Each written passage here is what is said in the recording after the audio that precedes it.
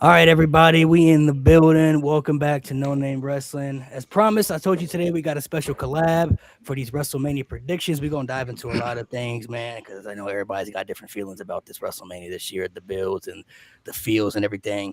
Um, how this is going to be broke down so everybody knows. There are some matches that we're not really going to talk too much about. We're kind of just give our quick predictions and just get them out the way because there's so many matches on WrestleMania. We're not going to be able to fill in every match within 2 hours. So there are certain matches that we're going to talk more into depth about the stories and everything and give our feelings and all that stuff. So um, other than that, that's probably going to be the whole episode, us either trashing WrestleMania or praising certain things. So, but as promised, like I said, we got a special collab today. We got In the Clutch, the full In the Clutch in the building. Ross has been on the show a couple of times now, so this is his, maybe like I don't know, fourth or Third or fifth time fourth, back yeah, on the yeah, show. something like Fourth, that. probably the fourth. Of Yeah, course, of he's been course, on here a of few course. times, Here we but go. we have Dub Here in the we go. building as well. So What's good, y'all? What's good? What's good? I'm allowed them to plug in their stuff. Make sure you guys show them some love. Follow all their socials. Check out all their stuff that they got going on over there for in the clutch. Man, they headed to 1 million subscribers on YouTube. So make Appreciate you, sure you guys appreciate you, go show some appreciate you. love. Good thing. Ross, as always, I'll let you introduce yourself real quick again, in case people ain't familiar with you right now. And then Dub, I'll let you do the whole plugging in the socials and everything. Yes, sir. What's good, everybody? You know what I'm saying? It's your boy Ross in the building. One half of ITC. Finally got my brother with me. You know what I'm saying? This is WrestleMania week, and we're going to try to make the best of it as we possibly can. We do plan on doing our WrestleMania 42 streamathon this week. So we'll Mm-hmm. be streaming single day all through the week. Yep. We're gonna have some different collaborators and content creators as well, like the homie Malik. He'll be joining us tomorrow on our WrestleMania Hey. streamathon. So shout out to the homie.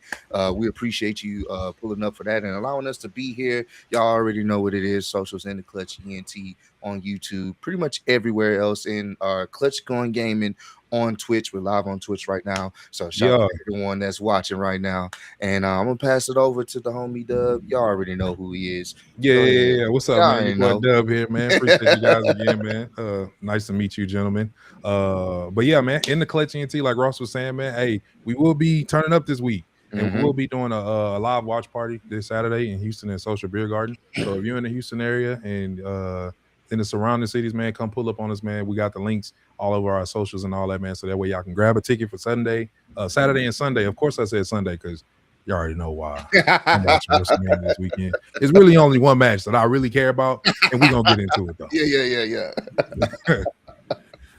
All right, so we'll just run through these quick matches real quick. Some of these, if y'all want to talk about them, I'm sorry, but we're just gonna run through them and give our quick predictions. Right, right. So we're gonna talk more in depth about all the world title matches because they're world championship matches. So I feel like that's only fair. We're gonna talk a lot about Brock and Oba because that's one of the big bills, and then we got Rollins and Gunther that we're gonna talk about.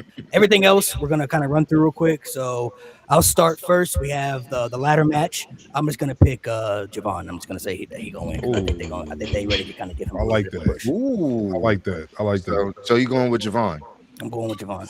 I was Man. initially thinking that, but I'm gonna probably go with Ray. I can see them giving Ray one more title run. I do feel like I'm not sure when he plans on retiring, but I do feel like that's probably sometime soon. So I'm gonna probably go give it to Ray Mysterio. I think that would be a pretty cool moment. I could see them setting up some type of match with Ray and Dom later on, even though we've seen it before, but it may be a different situation now that he would be the IC champion. So I'm gonna go with that. Yeah, yeah, I kind of agree. My heart say Javon, Yeah. but with Ray just coming back after the injury and the way they kind of had him pull up to be the last member in the match, I do feel like they will kind of slide it to Ray just off of GP and the strength Mm-hmm. of the legend.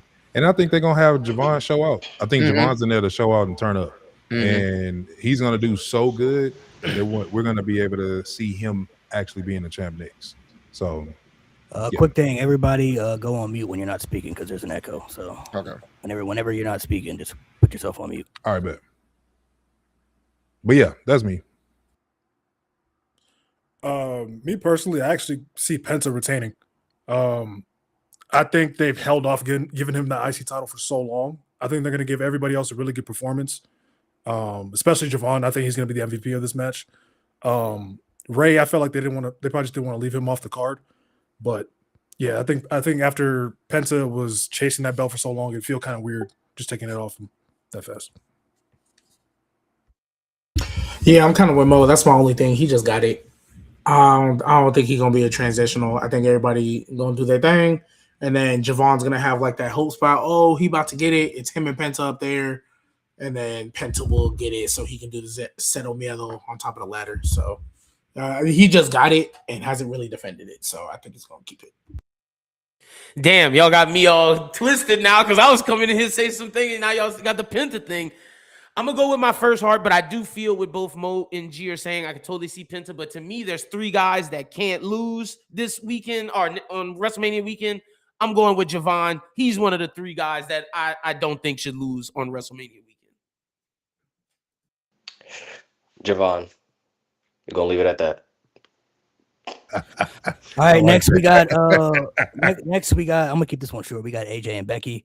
I'm just gonna say that AJ returns. I'm going with Becky Lynch to follow in the footsteps of her husband when he lost 3 times in a row to Cody. I think she's gonna lose 3 times. 0-3 to AJ. Yeah, AJ Lee's gonna retain. Yeah, that's easy money. AJ, yeah. And by the way, can we turn Becky face after this? I'm over heel Becky. I'm over this shit.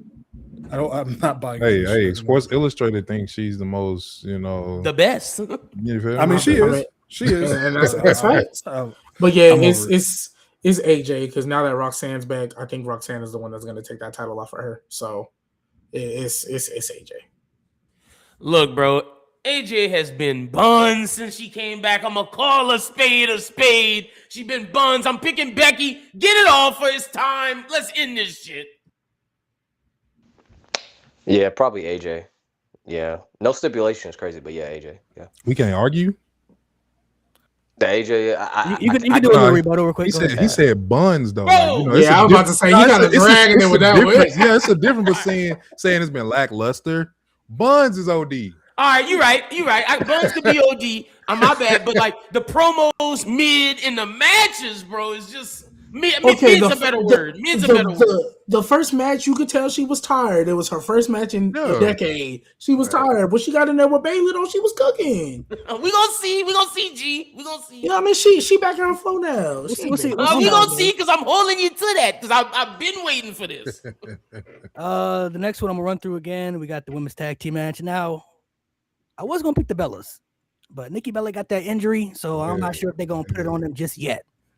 Because rumors are that they might not be in it. That's why they haven't announced the Io and Asuka match. They might be they might have to replace them because she might not be cleared to compete. So I'm gonna say Nia and Lash keep it for now until Nikki is 100% healthy. That way they know that they can put the titles on them because they're getting the titles eventually. So brother, that injury might have threw a curveball for me. I actually think Nia and Lash should retain anyway. Honestly, I think they should keep the titles on them, but I already know the Bellas came back to win the titles anyway, but I do think that little injury might put a little step back where they're like, all right, we wait till she get healthy and then give them the run. So I'm gonna say Nash and Nash. I'm gonna say Nia and Lash.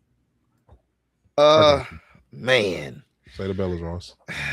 If they're in the match, they're fucking winning. The Bellas is winning, bro. Thank you, bro. Good God. But if they're not 100% clear, I was actually gonna go with Lyra and Bailey. That was my choice, going Lyra and Bailey, because I know they've been teasing some type of something going on with them. But that was gonna be my pick. But if the Bellas is in there, GG's, get ready for a nostalgia run. Good God. Yeah, bro. I feel like Lyra and Bailey were gonna be. It's like they've been having something around this storyline, especially with Lyra being like overly supportive towards Bailey. So you could tell them winning, it kind of sets up a future story of some type of feud, not necessarily right off, but something happening with their interaction. Nia and Lash to me haven't really given me that big. I'm giving them the belt to retain. It was like more like the hit nigga damn belt because Rhea was going to SmackDown and all that. So I can't really see them retaining. So it's only right. I feel like hopefully the Bellas, just to see the homie, have to sit there and watch that. take the win. But if not, I'll give it to Lowry and Bailey. Hopefully, the Bellas are healthy because that's my first. That's kind of wild, bro. It's wild, bro. I just want you to know that No. type of juju is bad for WrestleMania weekend. I'm just saying. That's bad juju, bro. Worse than Pat Mc. You can get into it, but I'm just saying, there's other jujus out there. We get into it. Go ahead, Mo. Yeah, Bellas are not injured. Like, this match is literally made for them, so it is what it is. But Bailey and Lyra, especially after what happened last year with Bailey being off the Mania card, like this should be the consolation prize for them, or at least for Bailey. But yeah, the Bellas this is their match. I want to see what G got to say, bro. He's been ready to crash this whole time. I never will ever wish injury on anybody. Don't finish that statement, bro. Don't even do it. I'm never going to wish injury on everybody. Don't even. So it's unfortunate Think about if the Bellas can't compete. It's unfortunate if the Bellas can't compete because that is not the reason I want them removed from this match. What in the world? What happened to Mo? That is not the reason I want them removed from this match. I hate that they are removed because of injuries.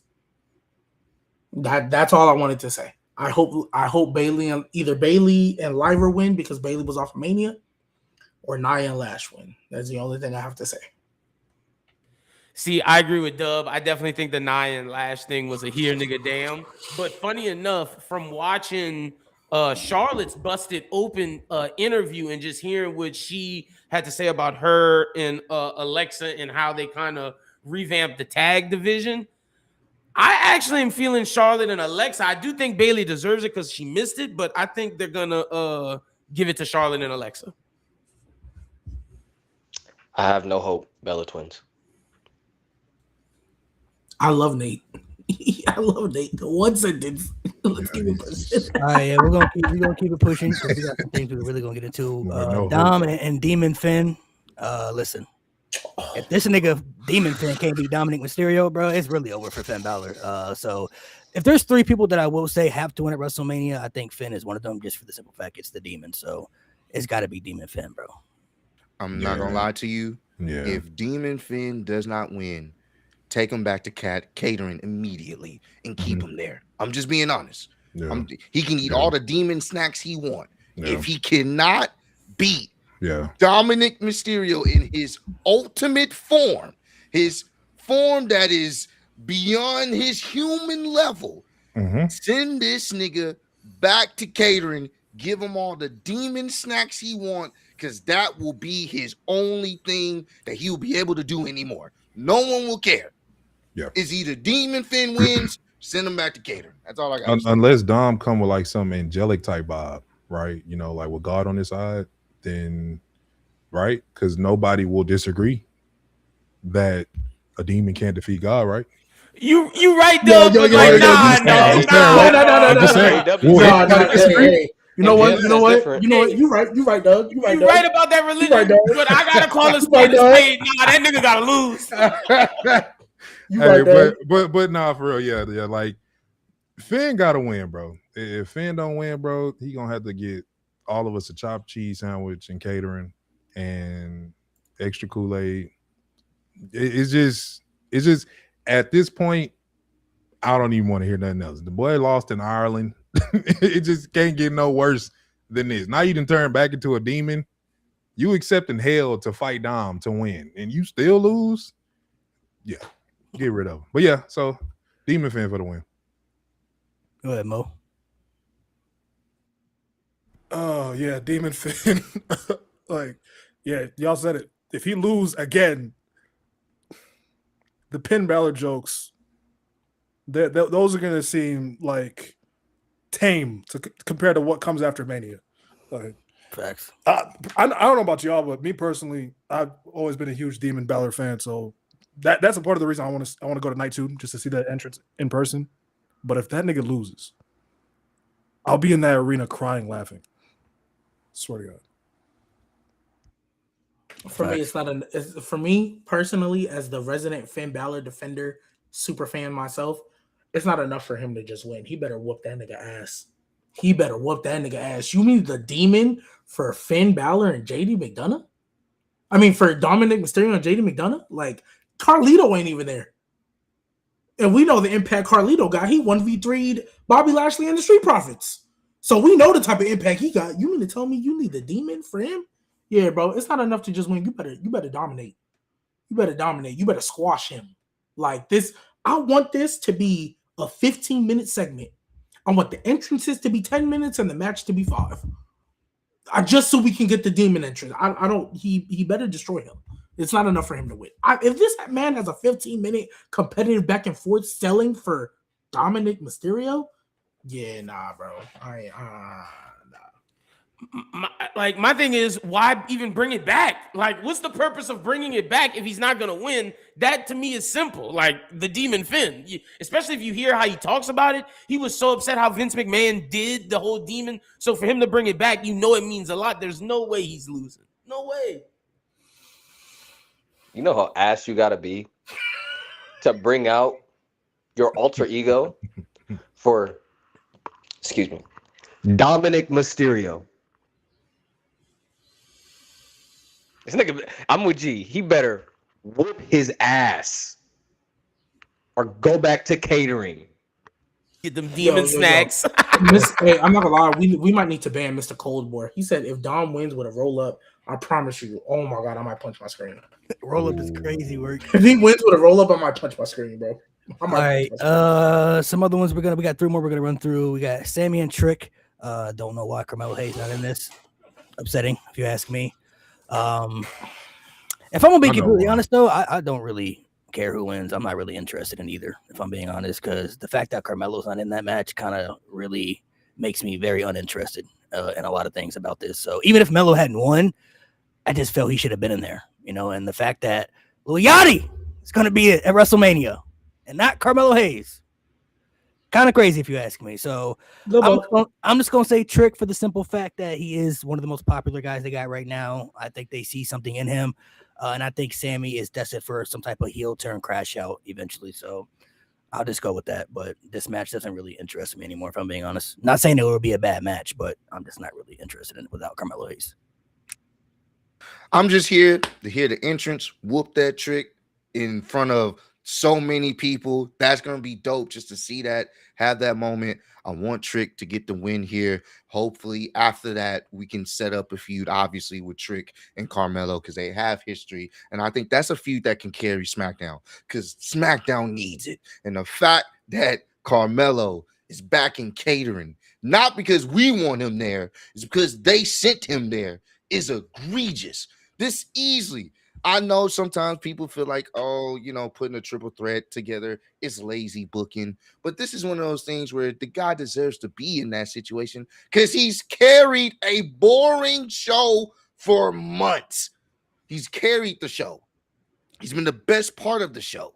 And the fact that he doesn't even get an opportunity to defend or even be involved in the match so we can have Sami Zayn have his whatever is going on with him, hitting water bottles in the back and snapping and then apologizing and then finally giving in to the things that we've been wanting Sammy to do now. It just took that Carmelo had to be at the expense of it. I'm not the biggest fan of that. If they can right the wrongs, ultimately give it to Trick, and then we set up a feud there and we go from there. But I would definitely prefer Carmelo to be in this, but I'm going with Trick to get the job done, bro, so we can move past this. Yeah, I got Trick. I mean, Trick. I mean, I would have rather Ilya be in there. You feel me? Like, I mean, you got Melo. Thank you. I feel like you disrespected him by letting him be a workhorse for a championship. But it just seemed like something we've always been through for maybe 400 years. Just work, and somebody else. I ain't gonna say it, but yeah, Trick. Sammy winning this match makes 0 sense. Like none. So yeah, Trick Williams. To me, Sammy Hogan, bro. Watch out, gang. Watch out, gang. If Sami Zayn wins, I'm going to scrounge up some funds. I will be in Las Vegas on that Monday or Friday, or I think they're in Fort Worth on Friday. I will find wherever Sami Zayn is at that point, and we will be dressed in all black because he will not be around anymore. Anybody else want to cut their camera off when he say that? Because we didn't even get it. I did. I did. I got nothing to do with that. Yeah, Ain't me nothing to do with either. that, bro. This is all AI. That's It's not him. even real. This is all AI. So That's him. jokes on you, buddy. Yeah, this is, you know what I mean? But if Sammy Hogan's win this match and he retains. Go ahead, Lynn. Got you. Before I put more people in. Dubs said one of the takes I had. I agree with him. I think it's not only disrespect to Melo, but like Melo's the highest of disrespect, but it's disrespectful to Ilya too. Like it should have been a fatal 4-way. Those two storyline was carrying SmackDown, like y'all said. But to me, this is the second person I think has to win at WrestleMania is Trick. So we got Javon and Trick. I think the three black guys gotta win at Mania. Trick is one of them. There's no reason why Sami Zayn should win this at all. I don't care if they do the double turn nonsense. If you want to turn Sammy heel and turn Trick baby, I don't give a damn what you're doing as long as it's Trick's hand being raised as the winner at the end of it. So Sammy cut a promo Friday. He was like, for all my diehard Sami Zayn fans. And listen, low key, bro, not even low key. Y'all know I'm one of them. I love Sammy. Like, he's one of my favorite wrestlers ever. But this shit is not it. This is probably the worst version of Sami Zayn since 2018. This shit is garbage. I'm not a fan of whatever the fuck he's got going on. Trick, gotta win. Plain simple. We're moving on. You know what it reminds me of? When Cody cut that promo. Said, dog. Me? What? Can I be heard? Or is it me? Oh, that might have been you. Oh, shit. What the fuck? You know what this promo reminds me of? You remember when Cody Rhodes in AEW was like, I won't turn. I have a half black daughter, so I won't turn heel. That's what that promo reminded me of. That's wild. Crazy. That like when Cody Rhodes cut that promo, it's like there's no way you're this tone deaf and basically begged everybody to cheer you. That's what it felt like Sami Zayn did. It was bad. That's what it felt like Sami Zayn did. These next two, we're just gonna run through because we got a lot to talk about. I'm ready to get into the good stuff. So, we got this celebrity 6-man tag. I'm just gonna say LA Knight and the Usos gonna win. Usually celebrities win, but I think they kind of set up some type of rematch with the Usos and the Vision and shit. And then Speed, not really with Logan and them all the way, and he cursed and all that shit. You know what I mean? So I'll just say Logan LA Knight, and then Drew and Jacobs, the other one. I'm just gonna say that one's kind of tough. I ain't gonna lie, it's been a really good feud. I'm gonna say Jacob though. I'm gonna rock with Jacob on that one. They drew back to his losing ways, unfortunately. So with that match, I actually got the Vision winning that one. I got the Vision winning that one. I think it's gonna kind of line up with what may happen later on tonight when we get to that match, if you know what I'm talking about. But I got the Vision winning that one. I think what could possibly be the reason why they win is because Jay is still in this crash out mode. And I think there's going to be some conflict with him and LA Knight that's going to cause them to not be on the same page. Jimmy's going to be trying to be in the middleman to get everybody on the same page, and they'll ultimately lose that way. They've been telling that story for a little bit. They kind of tapered off with it once Speed got into the mix, but Jay has been kind of not really on the same page with LA Knight. So I think that's going to be the reason why they end up losing. So, and then for the unsanctioned match, I'm going with my boy Pyru Fatu. You know what I'm saying? He going to do what he got to do on the set. Make sure Drew understands this ain't what he want. You know what I'm saying? And we know, I think there's reports Drew's going to be filming. So I can see this would be the way to kind of write him off. I am looking forward to that match, though. I think they're going to just destroy each other. And that's what we want to fucking see in an unsanctioned match. No rules. Just beat the shit out of each other. Let boys know, hey, crash out season, full effect. That's about it. Yeah, I agree. I agree. And I'll just add, I think it's going to be an asterisk next to Drew and Jacob, because I do think some shenanigans may ensue. I don't know. I have some feeling that some more shenanigans may ensue with that match, but I got Jacob winning, and I got the Vision and Speed taking it. In terms of the 6-man tag, I'll go with LA Knight and the Usos, especially after they lost the tag titles. I think they'll give them that win back. I think Speed will probably end up helping them by accident or something like that. But Jacob and Drew, yeah, Malik might be right. Sorry, Drew. Jacob got that in the bag. Poor guy. Yeah, Jacob can't lose. Quite frankly, he just can't lose. The 6-man tag. I think the Vision is winning, and I hope Jey Uso is the one that gets pinned. Specifically by speed. I hope he's the one that gets pinned. That's interesting. It'll probably be That would Jimmy make because Gunther it's look Jimmy. worse. But Facts. Jay needs to get Wild. paid, bro. You took Jada Parker from me, bro. I can't forgive him for that. And the funny thing, Natty tried to cover her face like we didn't know who that was. That's wild. You ain't slick. man. So She what? ain't slick at all, bro. Hey, but funny enough, I agree with Malik. I think Danhausen's curse will matter. I'm picking the Usos and LA Knight, even though I agree with Ross that Crash Out Jay should matter and they should pay attention to that storytelling. But Danhausen's so over that they're gonna make his curse still be relevant. I'm picking LA Knight and the Usos, and then with Jacob and Drew, like Ross said, Drew's going film Highlander, so he's not gonna be here, and he went over on Friday, so I'm picking Jacob. I'm gonna go to Speed and the Vision. I think Speed's gonna pin LA Knight with some shenanigans. Honestly, that might break the curse or whatever the fuck going on. And I'm gonna go Jacob. I think Drew's in a position now where he's always. I mean, he's been in this position for like 3 years now, but he's just putting people over. So I think Fatu's probably gonna he might get a world title match at SummerSlam. I can see it. So I can see them build him up with this Drew win. So. All right, let's get into the good stuff now. Now, these matches that we're going to talk about, we're going to go into depth first about the stories and stuff. And then after we talk about the stories, we'll give our predictions afterwards. So that's how maybe that's why one of these matches are in here. Because I thought we still have one more match we didn't care about, but continue. No, I mean, because you got, I put the world title matches in here just because of the world title matches. Fusion Collective, man. Yeah. I had to put the world title matches in there just because of the world title matches. So I had The to JFC. make it fair. But first match we're gonna talk about. Let's just get into the nasty stuff. We got to talk about this Randy and Cody shit, bro. Because how the fuck we got here? I don't understand this at all. Real nasty. So, Oh my god! look, I don't know how we got here. I don't know why we are here. This was the easiest story they had to tell at WrestleMania. It's so simple, easy layup to tell. You already have 20 years of history. You don't really got to do much. Like, it's just so simple to tell. All you have to do is just let them two go out there and do their thing.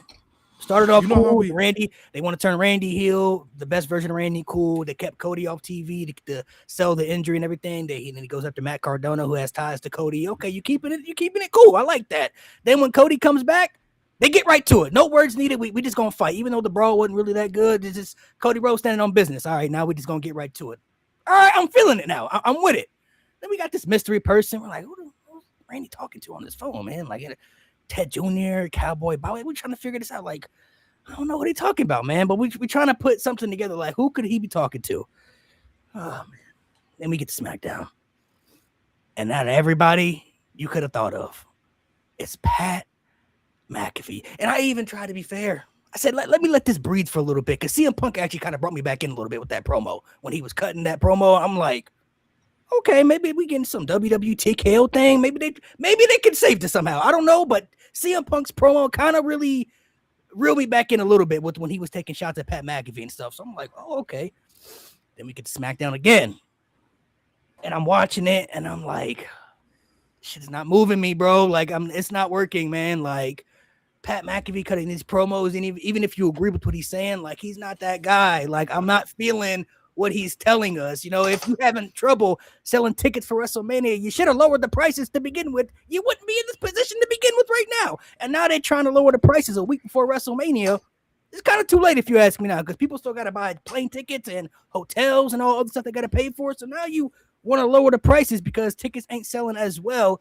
If you had lowered the prices, kept them reasonable instead of like 32 racks, you know, for a floor seat, WrestleMania would have sold out fine. You would have had people going, because WrestleMania, I believe now, it's not really even just about going to the show. It's more of the experience that people go to. Even if you go to WrestleMania week, you know, I went to WrestleMania a couple years ago, and there's so many different things you can do with WrestleCon and meet and greets of superstars. And now you meet up with content creators that you know online, kick it with them, get to meet it with them, go have some drinks, you know, just it's more so of the vibes. The experience is what I always said that every wrestling fan, I believe, should experience WrestleMania at least once in your life. Even if you don't want to go to the show, whatever, like this, the overall experience makes it worth it.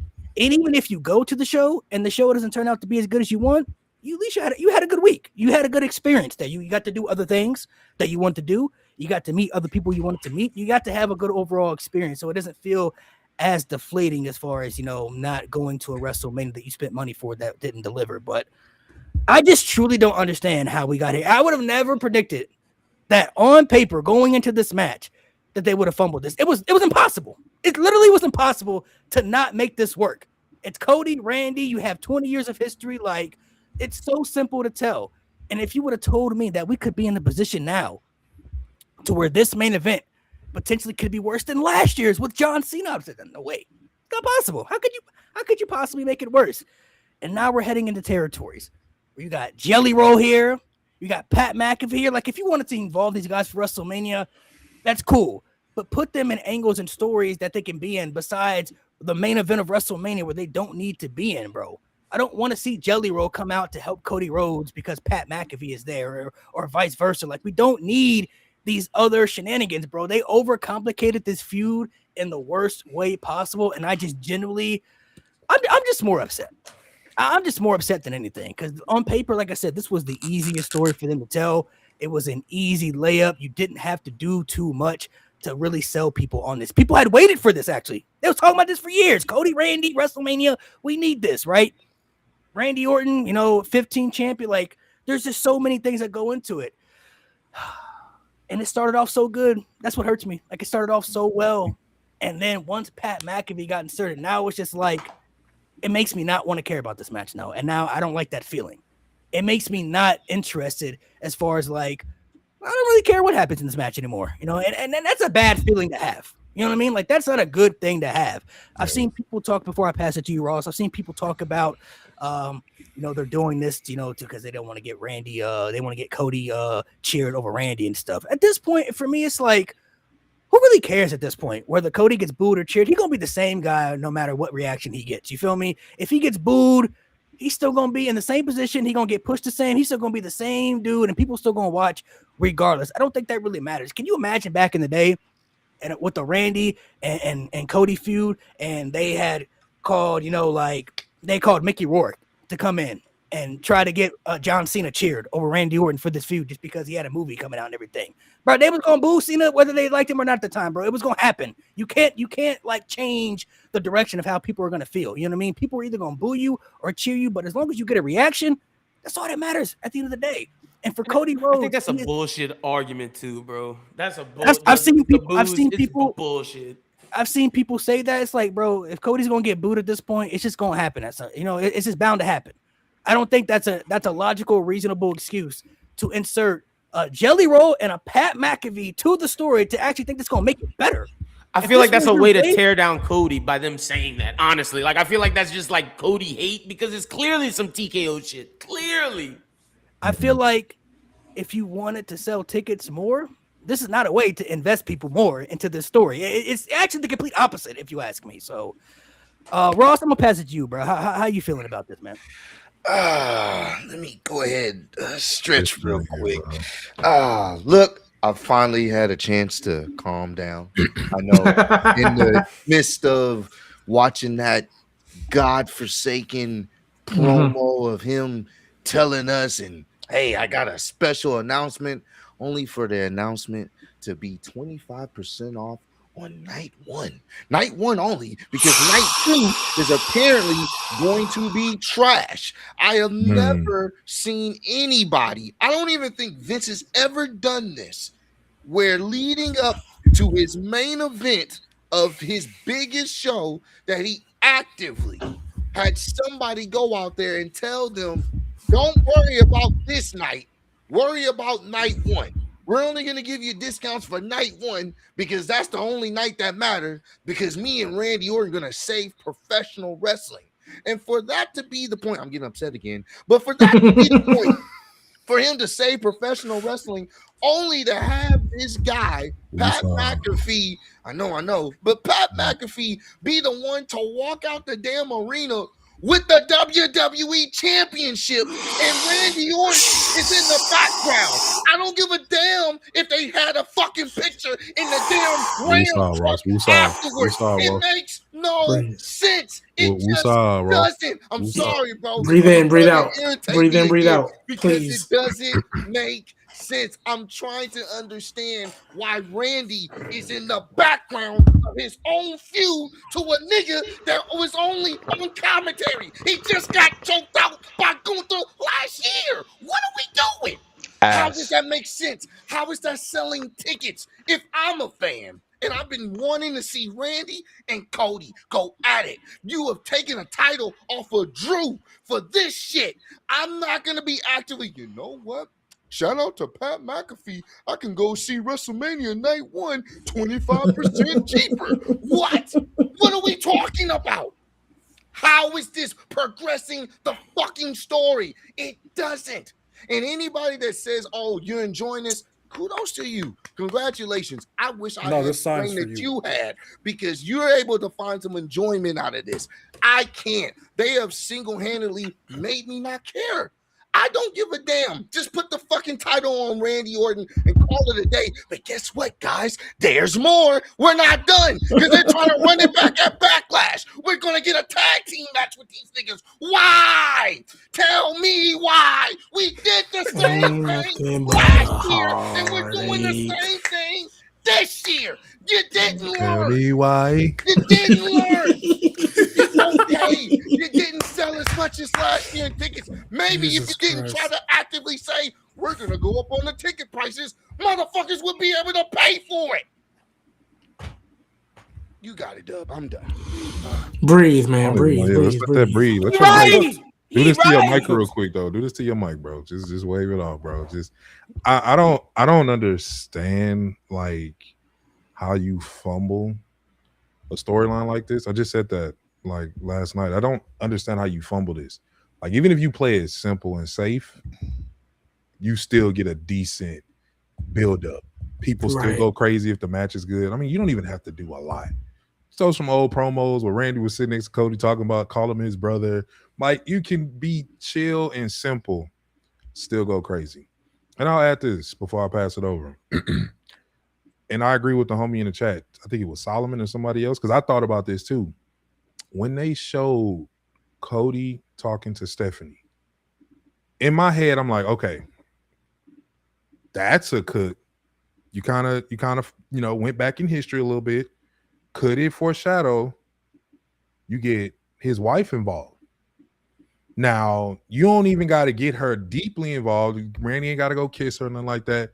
After that conversation, Randy could have low-key been on some time and like, this could be you too, low-key. Because now you need to turn up. Now you need to turn Cody up in a sense. Because Cody keeps not taking Randy serious and what he's capable of. Everybody keep telling Cody, hey, bro, you're not realizing who this dude is. You activated a guy who was unhinged to so many levels.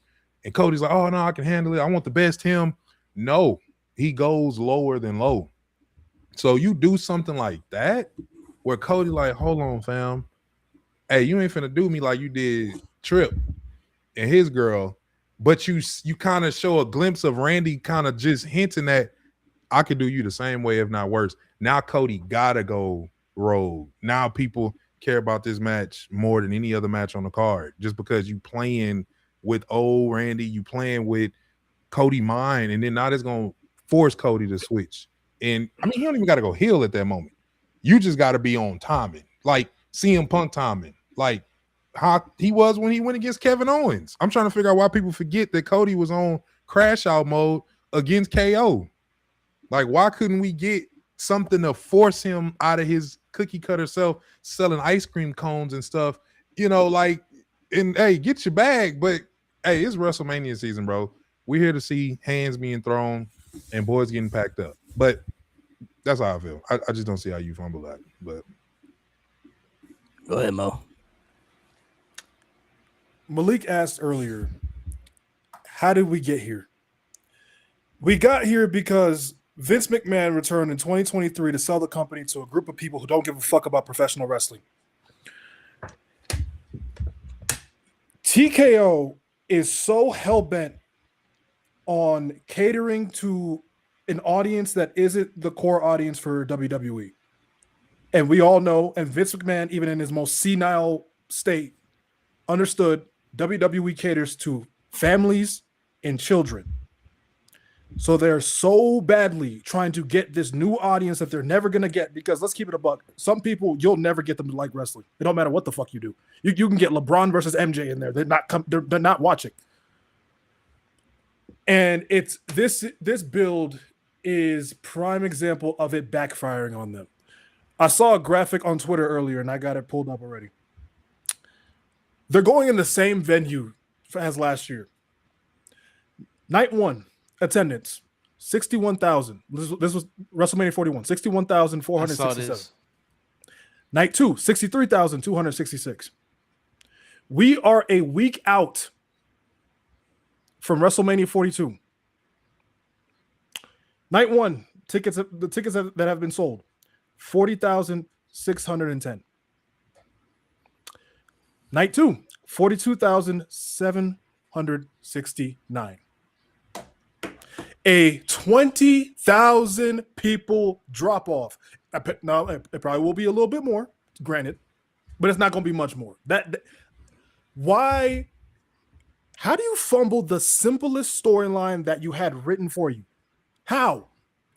Bro, I never thought the build to WrestleMania, like the build of WrestleMania 31 would be topped as the worst WrestleMania build I've ever seen. This is it. And it's off the back of this fucking storyline.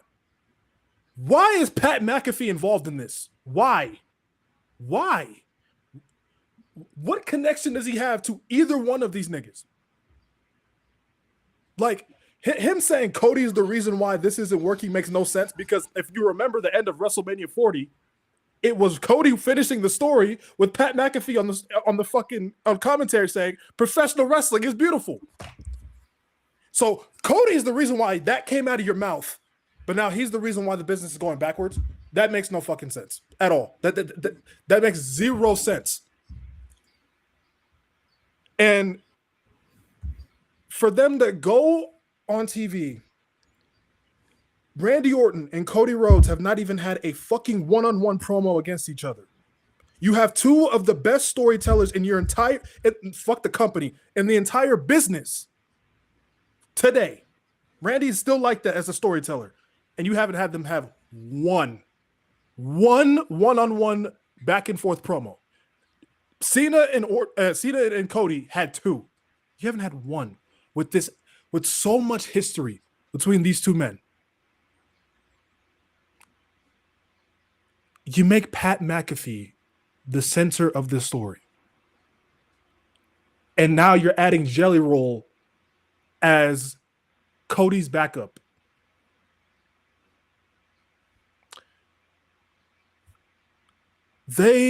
TKO just doesn't understand professional wrestling, and it just continues to show more and more and more. I said this to Malik on Friday, and I'm gonna pass it to G after this. I said this to Malik on Friday. When people last year in 2025 were trying to compare 2025 WWE to 2019, I thought that was too far. I was like, yeah, let's relax, right? I on this podcast said like 2025 to me was more like 2017, where we saw the dip from a good time period. Like 2016 was fun, and 2017 was the dip. That's how I consider 2025. The way we're going with 2026, I don't see it getting any better, because TKO clearly saw the response that they got from this Pat McAfee shit, and they're staying on that course. They're still going down that road. They clearly don't give a fuck at all. Go ahead, G. Well, you saw the first thing I was going to say. Yes, Cody Rhodes and Randy Orton have not had one back and forth promo at all. Not a mention of legacy, not a mention of any part of their history. Second, there was also we sent it in the chat. I guess there was pictures showing. You know who's been in the background of every single one of these segments? Aleister Black. You know, I'm a logical guy. Aleister Black has a pin over Randy Orton in the year 2026 when he was getting him to embrace the voices, and a black mass to the face got Randy Orton pinned 1, 2, 3.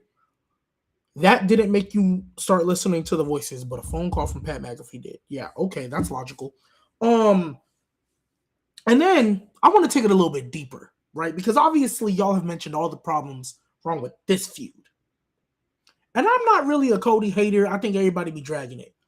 But I want y'all to sit back for a minute and go on this WrestleMania ride with me, because Cody Rhodes has told the same story 3 Manias in a row. Think about it. The person he's going after isn't even the main person he's feuding with.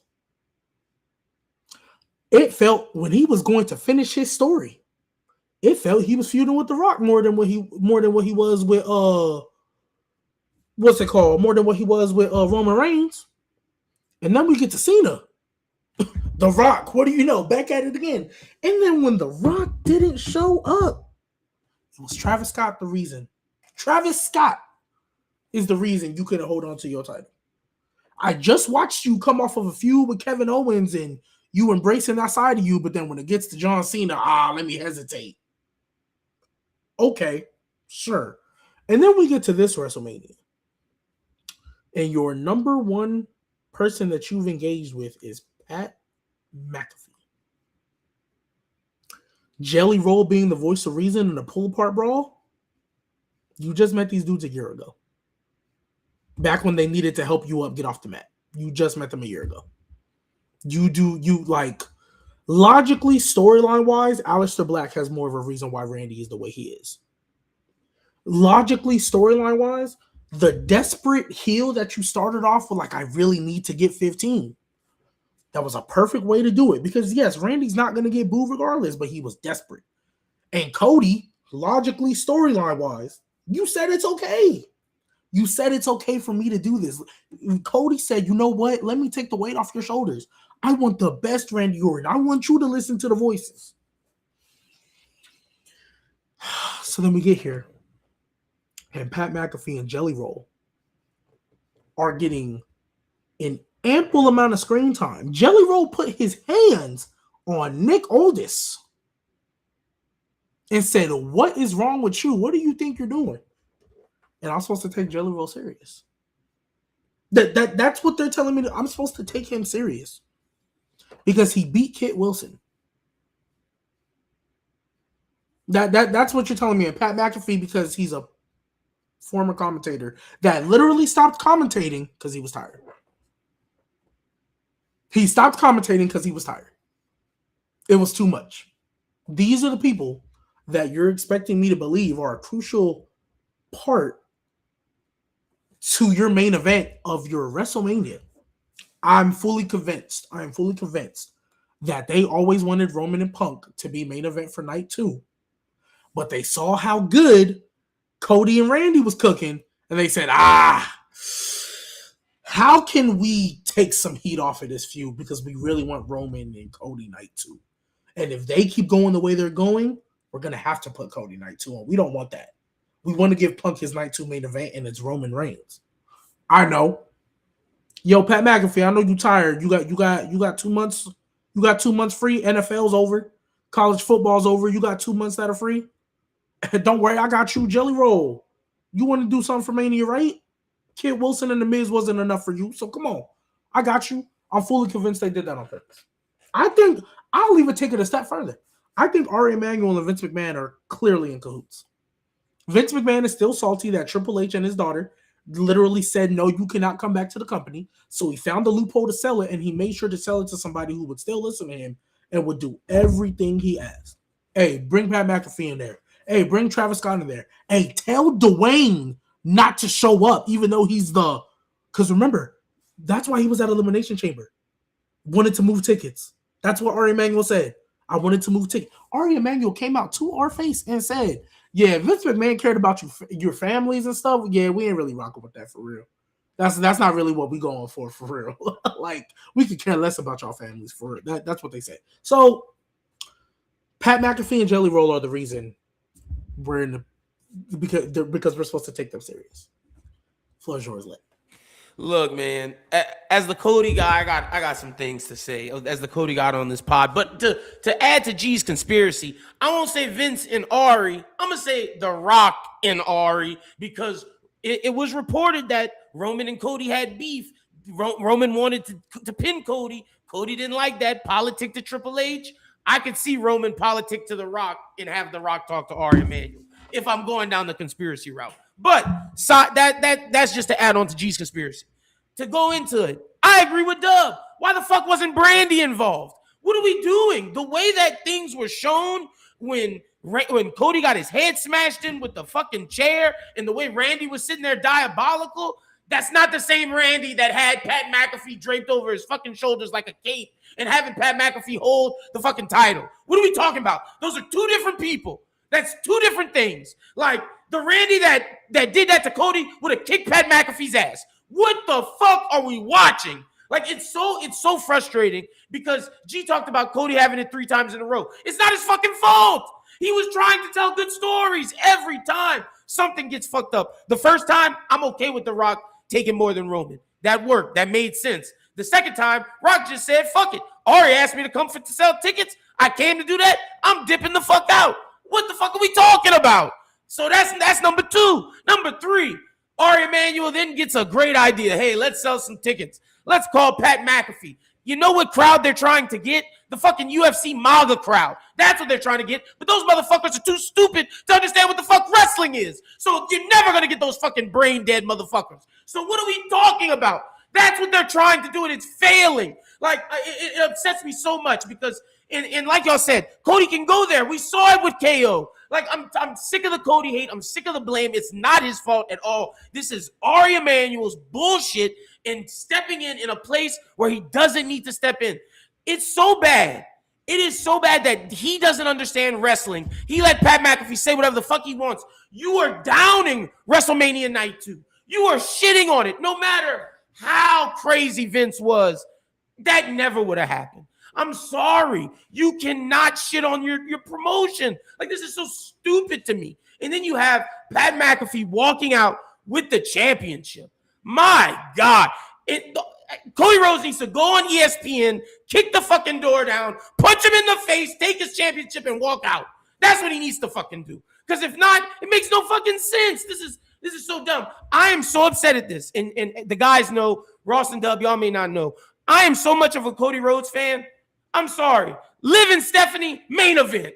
If it's not Oba and fucking Brock Lesnar, give Liv and Stephanie the main event because fucking Pat McAfee doesn't deserve it. Can't say Randy and Cody because it's not their fucking feud anymore. It's Pat McAfee versus Cody Rhodes. This shit is fucking stupid.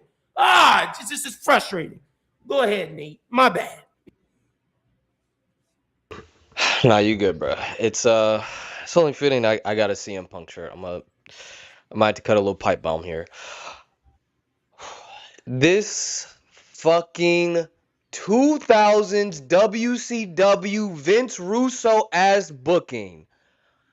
What the fuck are they trying to do? They're trying to be meta. They are trying so hard to be like, oh, we see that you guys don't like the product. Okay, well, we're going to say it on TV. Maybe they'll agree with us. Maybe they'll be like, oh, they're finally going to see that we see the error of our ways. This old you are the authority ass bullshit fucking booking, bro. When they brought Baron Corbin out, tried to blame it on him, doing the same thing with fucking Cody and fucking Pat McAfee shitting on the current product, saying, oh, I miss the attitude era. What? If you smell what The Rock is cooking, Val Venus showing his dick on TV every week. When you were fucking part of the boom period that you were eating on the fucking table every week, but you want the attitude era back. You want the badass fucking attitude crash car TV, bra and panties bullshit. You want that shit back, but you're fucking eating on the fucking table every week. You were eating when Jey Uso won the title. That's why Gunther choked your fucking ass out. Did Gunther cut off so much oxygen to this man's brain that he said, you know what?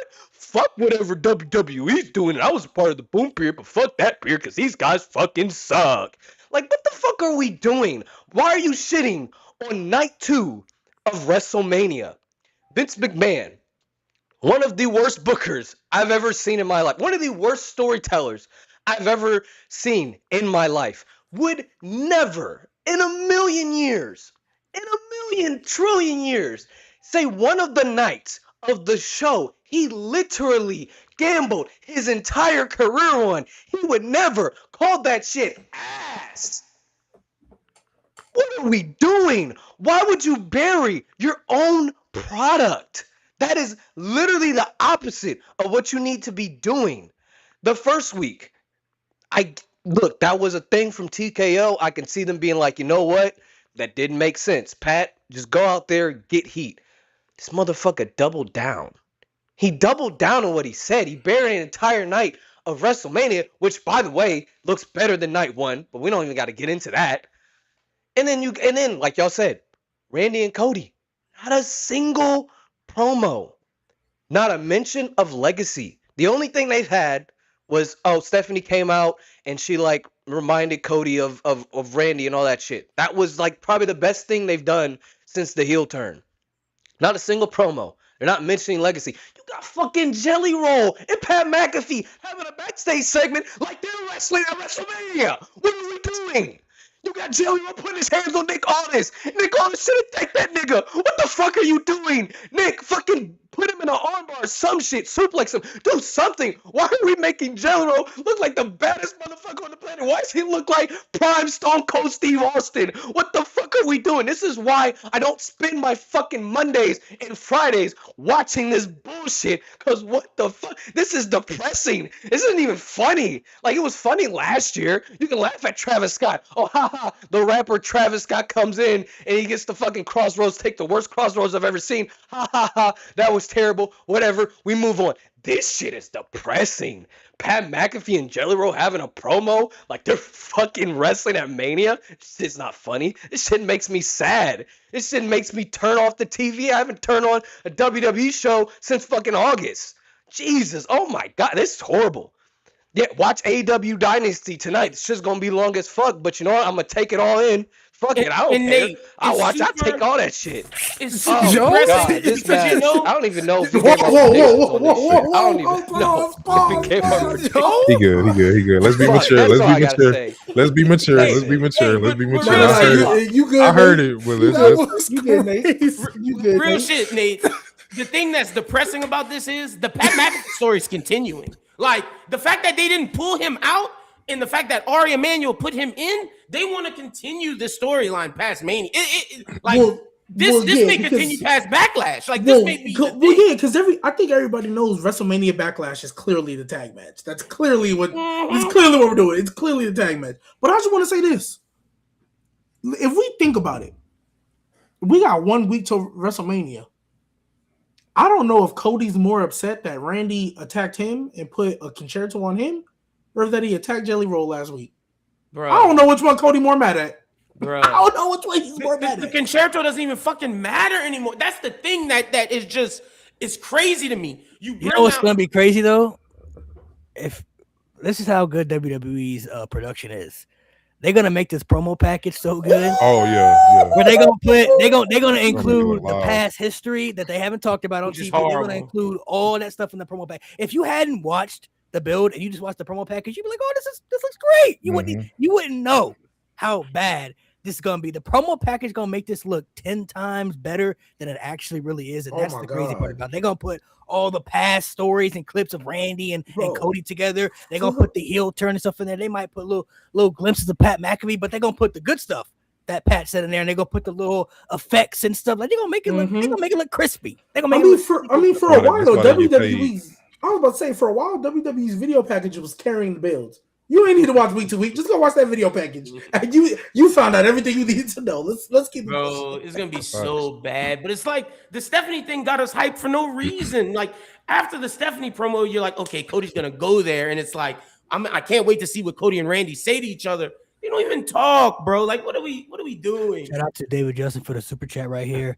I don't remember who said it, but I heard someone say TKO. I don't know, did somebody say this? Oh yeah, that was me and G. You remember when it was just us on the pod and we were talking about TKO? Yeah. All right, to give our predictions, we're just gonna run through them. We talked about how shit this story was and everything. We'll move on.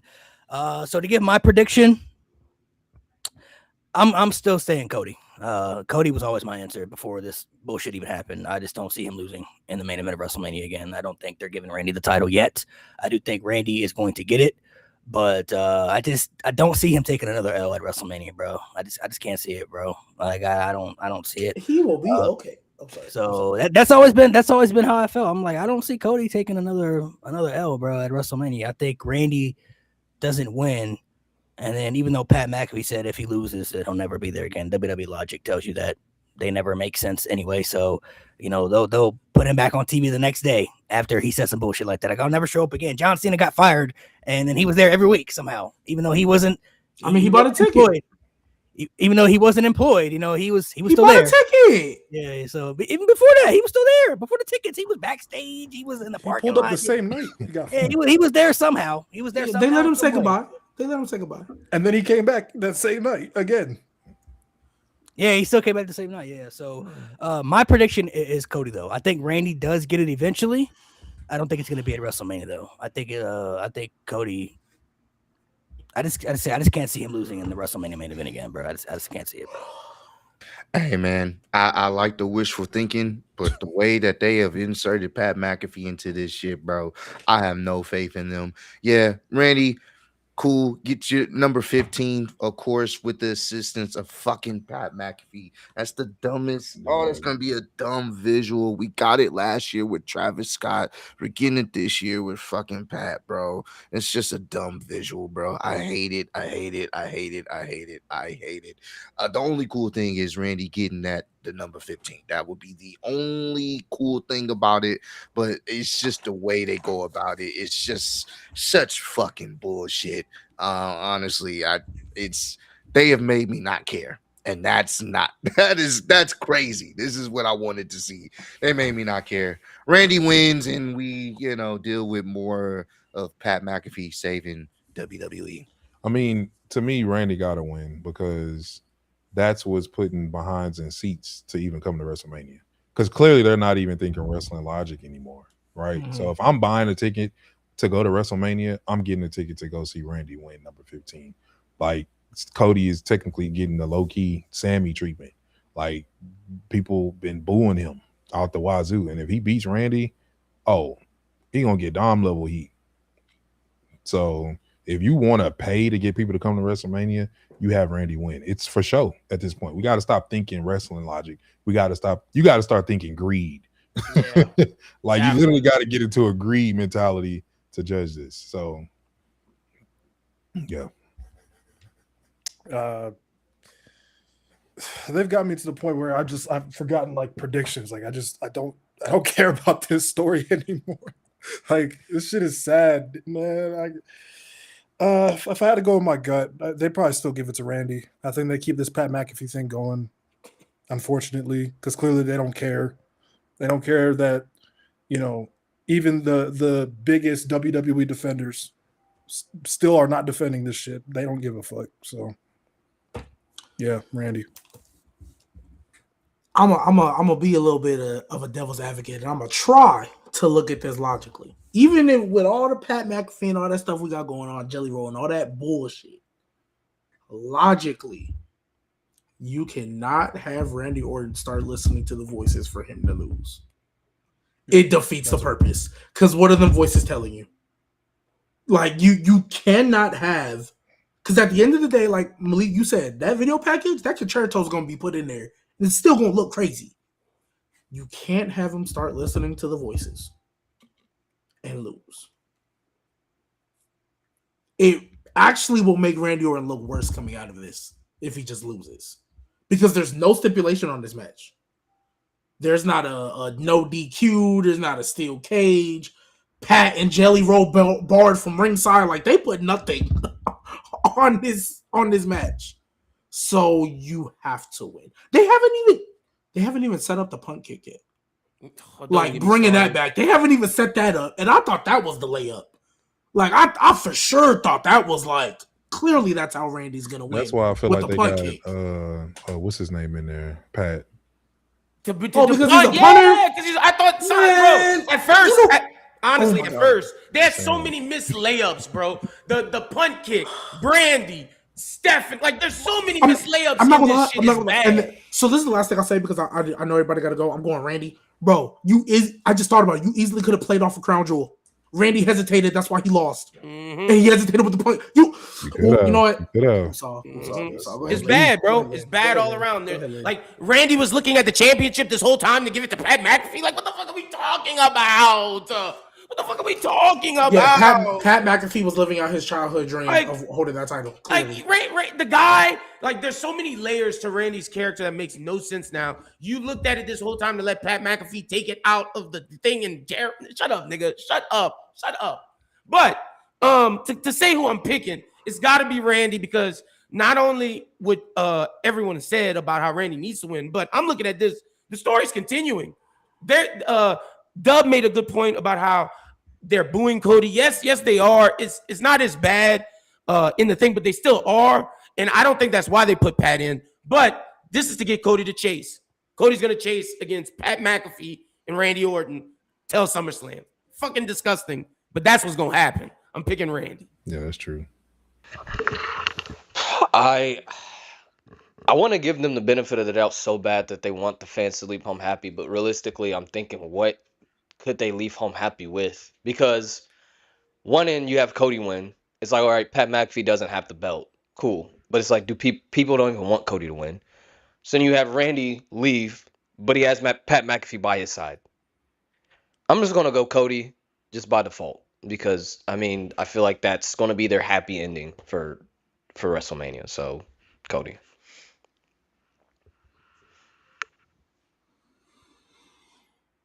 You're muted. Yeah, you're on mute, Malik. My bad, my friend. I was on mute. We'll talk about the next match. Let's talk about Gunther and Seth Rollins. Something that was put together, kind of last minute here and there. But they said he had to fix his audio, so we'll be back. I care about that more than Cody. Max. Cody that. So It's my dream match. Gunther versus Seth, legit could be match of the week for WrestleMania. Like this could steal the show on so many levels. I know it's baffling to me. There were people who were even upset this was even happening because it didn't make sense to them without even the explanation even happening. We hadn't even heard the explanation of why this was happening yet. People were already dragging it down. So, Braun had that hernia stuff, whether he's cleared or not cleared. They obviously went to a different plan. And then Rey Mysterio, obviously, from what we heard, was going to be the original plan, but they put him in the ladder match, which I think is the better fit because Gunther versus Rey Mysterio at WrestleMania was not moving me personally. I was not interested in that whatsoever. So this, I think, is much better. I like the promo that Seth cut, and then Gunther telling Paul Heyman that you're going to owe me a lot more. I think this probably will lead to some type of Brock Lesnar Gunther retirement situation at SummerSlam, where Brock is like at the end of his career, and Paul Heyman is realizing that he's at the end of his career, and pretty much hands Gunther to Brock on a silver platter, and Brock does what he has to do, man. And he's the career killer, right? So. Overall, though, I mean, for this to be a plan B is a very good plan B, if you ask me. Braun Breaker and Seth Rollins would have interested me a lot, but to pivot to this, not a bad thing, if you ask me. So, Ross, I'll let you take it.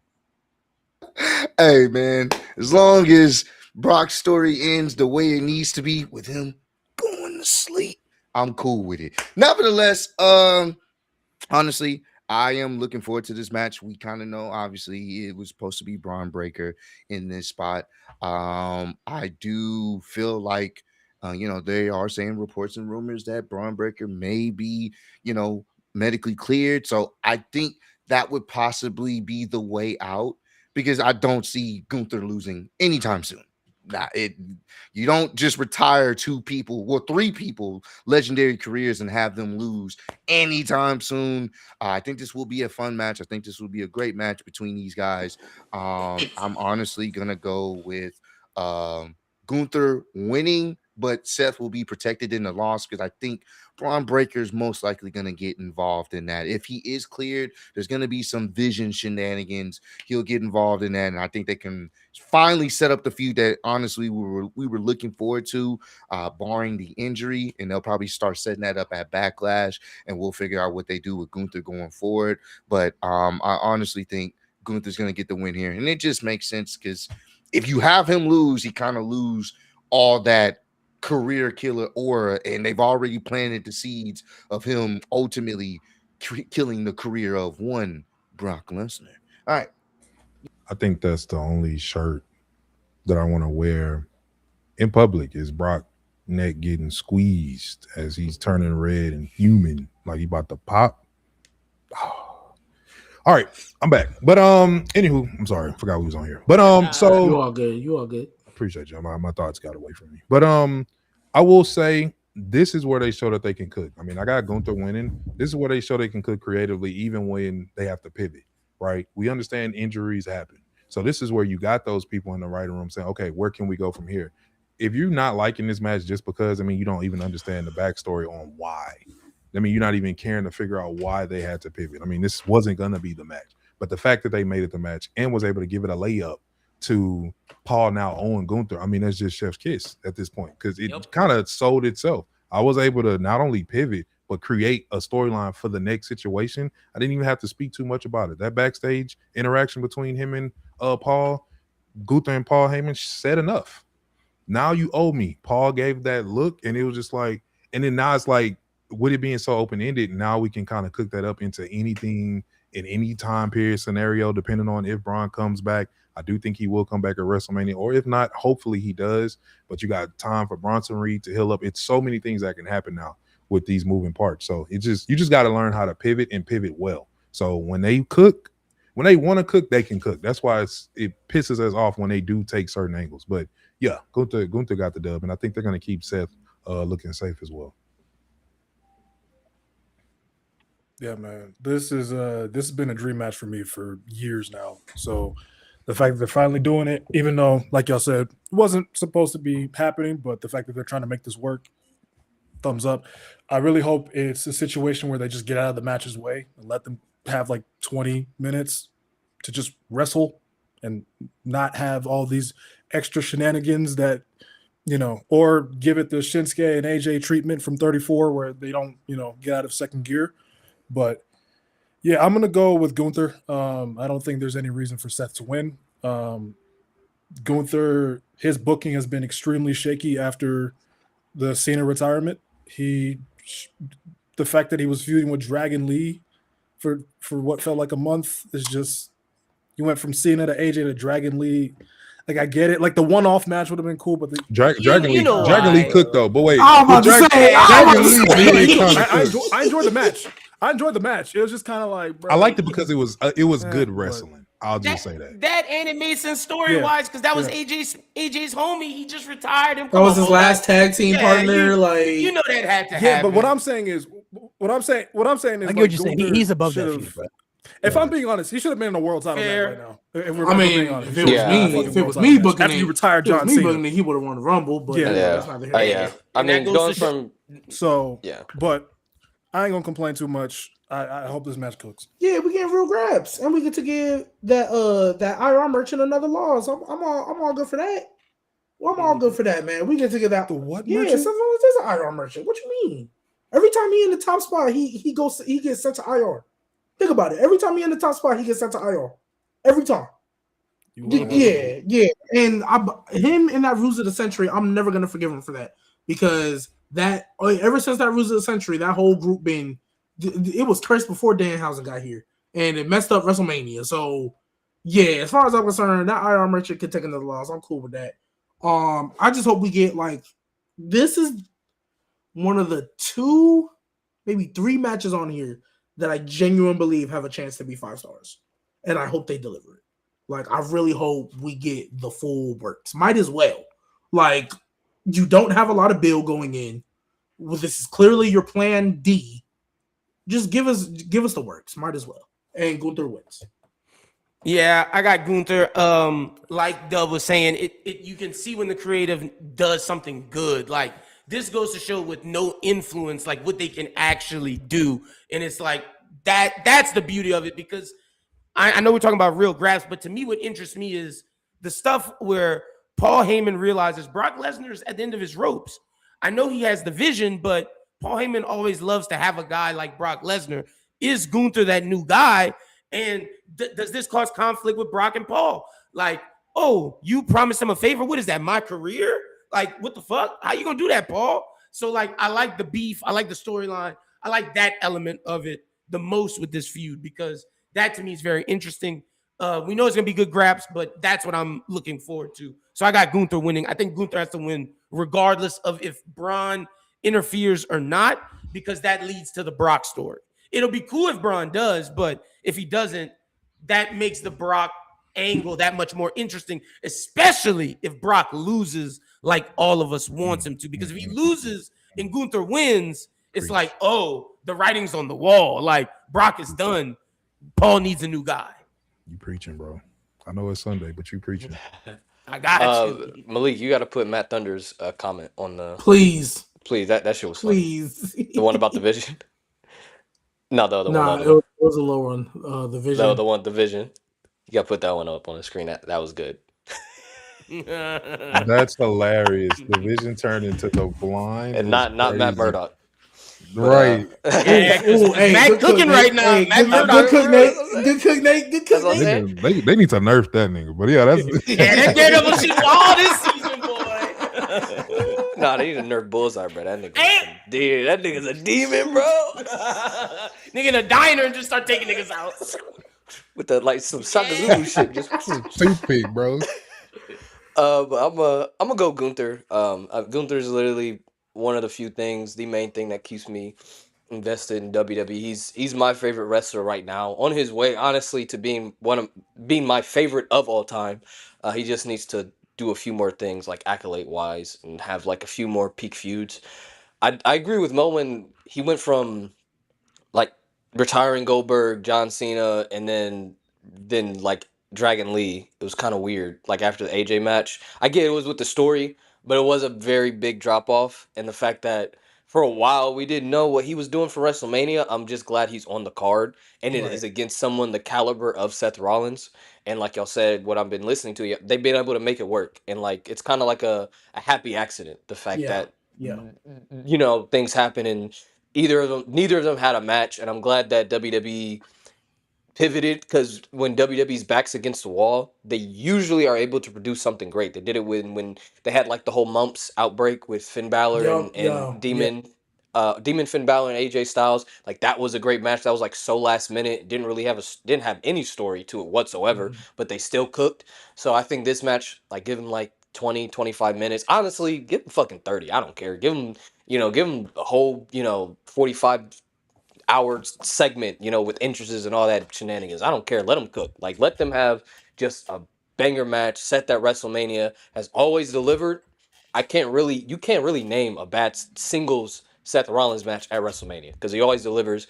The Triple H one, but that's not his fault. That's not his fault. Yeah, he has one. He has one. That one was pretty shitty. But Seth will always deliver. It's fucking Gunther. Gunther hasn't had a bad match at Mania. The one with Sammy was cool, but like Gunther always delivers at WrestleMania. So I forgot about last week. I was about to say Jey Uso was kind of. When I tell y'all, I literally erased that from my mind, bro. That's how much that shit scarred me, bro. I literally bury it so deep within my mind. I forget that shit happened. Bro. I was about to say the Sammy one was dope, because when I'm not gonna lie, WrestleMania that brain buster, that was nice. I'm not gonna lie though, WrestleMania 41 does feel like a fever dream. The only thing we really remember, it's one of the most inconsequential manias I've ever seen. It really is. It's really just the triple threat. And then the main event, Cena winning, like the Travis Scott, the two main. You know why I erased it from my mind? The WrestleMania it had to follow up from. True. True. And it didn't even do that. Hey, but don't disrespect 41 because they had the Bianca, Rhea, and Io match. That shit was fire. That shit was fire. Hey, I erased Gunther and Jay from my mind because of this. He got it back. He did get it back. Yeah. He got it back, as he should have. Yeah, in front of his son. Yeah. The biggest fumble from 41 was doing a TLC match after. Bro. Oh yeah. Hey, Dub, I'm still upset about that, because them dudes deserve that Mania shit. And now look at the SmackDown Tag Division. And it happened as soon as they put it on the Wyatts, man. They had two TLC matches in the span of 5 months. Bro. And then they said, "Yeah, we don't care about this division." Y'all sure Danhausen didn't curse this fucking company before he came? That shit was so hard, bro. Yo, I'm not gonna lie. If Danhausen literally, like, there was a segment where he cursed Ari Emanuel, I'd understand it. I would understand it. Y'all hear it first. If he curses Ari Emanuel, I will buy a Danhausen shirt. The fact that TLC match was so good, bro.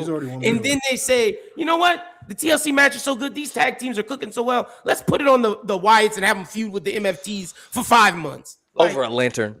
And then 7. have The lantern more important than the tag have titles. Gargano They just taking on a handed it crate back. every week. They just handed it back. Who Sends are the tag Ciampa titles? to AEW and then has Gargano depressed. Like, Who what? are the Who's the tag tag team titles? champions right now? The MFTs. Still? No, they Are we lost. sure? They lost it. Oh, no, yeah, they just lost no. it. It's the Wepaverse. Oh, it's the it's Wepaverse. Priest and And Truth. bald Priest ass and R Truth. Truth. Yeah, it's the Ball Wepaverse. truth. Look, Ball we didn't even truth, know right man. off. Everybody had to cut. Wait, who is that? That's Bro, so bro, bad. Bro, Damian Priest they're went from snap world champions. champion to tagging with R Truth. This over All for right, him. let's go into Shit. to the next one. We all have Gunther winning. So Yeah. Gunther winning. Yeah. This is one of G's favorite stories. We got Jade versus Rio for the Hey, the JFC, WWE baby. The Championship. Jade Is it- Fusion is it Collective. Now I will say we talked about the only positive I'm kind of looking at. We talked about Seth having a good match. Rhea has a really good WrestleMania match catalog, WrestleMania 2. So that's the only thing that's kind of helping me in this a little bit, where it's like Logistics. her WrestleMania catalog is pretty strong. She's had some really good WrestleMania matches, but the builds. Look at her opponents though. The builds. I mean, she cooking though. She got to cook to be That's able to have Nikki. a strong match catalog. She- Right, but I'm just saying, she gonna Don't have do to that. do real. She gonna have Don't to do do a backpack job today though, or next week though. I This is mean- the first backpack job she gonna have to Backpack? do though. That's crazy. She's gonna carry the earth For on Jade, Yeah, bro, she gonna have to he said- backpack that. She's Jade gonna and carry Naomi- the earth. Jade and Naomi had a good match last year too. They had a good match last year at WrestleMania. Put some Yeah, respect She on gonna Jay, carry bro. the earth. Jay gonna come out there and cook. Watch. I think it's possible. I think I think Rhea, yeah. I think Rhea's good enough to be able to To lead lead, Jade yeah. into a good match. Like This she's shown her that. opportunity to me. Yeah. Like if she can't have a good match with Rhea Ripley, then that's going to tell us everything that we really need to know. So the Already build, know though, enough. obviously, I mean, Anybody really need some surprised. soda? Anybody need something to drink from the concession Yeah, stand? I'm not really too surprised for the simple fact if you look at the history for the last many years of the women's builds for WrestleMania, when it comes to the title matches, they aren't really that good. I mean, there's maybe like one or two that stand out, but majority of the time, they don't really focus on the women's stories opposed to the men's a lot. So I wasn't too surprised by like how the build was going to turn out to be. Now, of course, once again, overcomplicating these feuds, adding people to these feuds that don't need to be there. Yeah, Meechin and B-Fab. So it's like They both JAGs. He said Beachin. Beechin, they both go in together. So I don't know why these two are together. The simple fact that they was getting mollywopped is by Rhea crazy. Ripley or by Jade for many weeks, and then all of a sudden now they're on Jade's side, and I think somebody even brought it up last week. They used the history of Meechin's there because of what they did to AJ Styles like 5 years ago when she wasn't even in the group. You know what I mean? When they when the OC was getting beat up by whoever it was. So they just put anything together at this point for this shit to be told. So we'll let everybody go around and we'll give our predictions afterwards. But the story, it should be the worst story going into WrestleMania. Obviously, it's unfortunate that Cody and Randy have now taken that leap, but I didn't have my expectations up too high for this, though, to be honest. So my expectations weren't like through the roof, like, oh, this is gonna be something crazy. Like what I got is kind of what I'm expecting. So my expectations aren't really like it is lowered. what I'm it not really is. like, oh, I'm disappointed. It's kind of like this is what I kind of thought was gonna happen with this feud. It was gonna be uninteresting. But like I said, Rhea Ripley has a very strong match catalog at WrestleMania. So if Jay can't have a good match with Rhea Ripley, whew, man, yeah, that's gonna be tough, bro. She might need to go to NXT for real after that, because Better learn Chinese, buddy. Tia Yeah, Khan. man. Japanese. Beachin being added into this feud now. I like that. We're gonna start using that. Thank you, Malik. Beachin being added to this feud is quite puzzling. Didn't think it was needed. Honestly, I hope that the match is better. That's the only thing I can hope for at this point, because this feud is boring. Absolutely boring. I don't care. Beachin, hook me up with my favorite spicy chicken sandwich in the back. Make sure you give me some chips. I like my hot lays, and I also want a drink. And I want to switch it up. I'm gonna go with a Sprite remix. Haven't had one in a while. I think that would be nice because honestly, you have these catering all-star elites surrounding Jade that has been packing them up for all this time, and now I'm supposed to believe that the all-star catering elite is going to be a formidable force for Rhea Ripley. Cut it out. They got packed up on SmackDown with ease. Michin didn't even get a segment of her getting packed up. It was just her. She got me. My left knee. That Peter Griffin. Yeah, the Peter. That's all we got. This was not needed. They overcomplicated things once again. I think you could have just went in with Jade being the heel in this situation, going against Rhea, who's the more dominant individual. Simple as that. But I get it. They wanted to put them and have them involved in WrestleMania. Cool. I heard that WrestleMania catering is pretty good. They have every spread that you could ever think of. So while they're back there, make sure they give us some of the premium stuff, and we'll go from there. I'm gonna give my prediction now. Jade, go ahead. She needs it. Honestly, if there's anybody that needs it, it's Jade. Because if she loses this, what was the fucking point? They have, and it's not even, I'm not even going to blame Jade for this, because they literally, all the people that they would need for her to feud with are in the tag division. So she hasn't done absolutely nothing with the title except just, collect dust. So if there's anything that they could possibly do to help this, for at least for her run's sake, she would need to win. Because if she does not win, then I hate to say this for Jade, but her fine ass gonna have to go back to catering too with the BGN and them and hook us up with some steak and cheese sandwiches. I don't know what to tell you. I don't know what to tell you, bro. Come on, bro. She gonna be the clerk at the front. She gonna be the hostess at the front, and she gonna be seating everybody to their table. That's gonna be Jade. And I'm gonna be honest with you. I mean, Raw's right. I mean, they didn't really have much for her to do. It's really a double-edged sword. We can sit here and talk about her wrestling because that is a thing, but it's also nobody for her to fight, and her mic skills really, to me, isn't really the best. I thought the angle that they were gonna do, the last hope I had for this feud was the social media situation that happened. I'm like, okay, this I mean, it still ain't gonna be top notch, but use that somehow. How you still fumble that? At this point, I'm just like, all right. Then B-Chan and them, somebody said in their chat, they're gonna tell people to stop beaching. B-Chan and B-Fab getting this mug and was just like, hey, if you can't beat them, join them. Never made another comment about it, never made us make sense of the situation.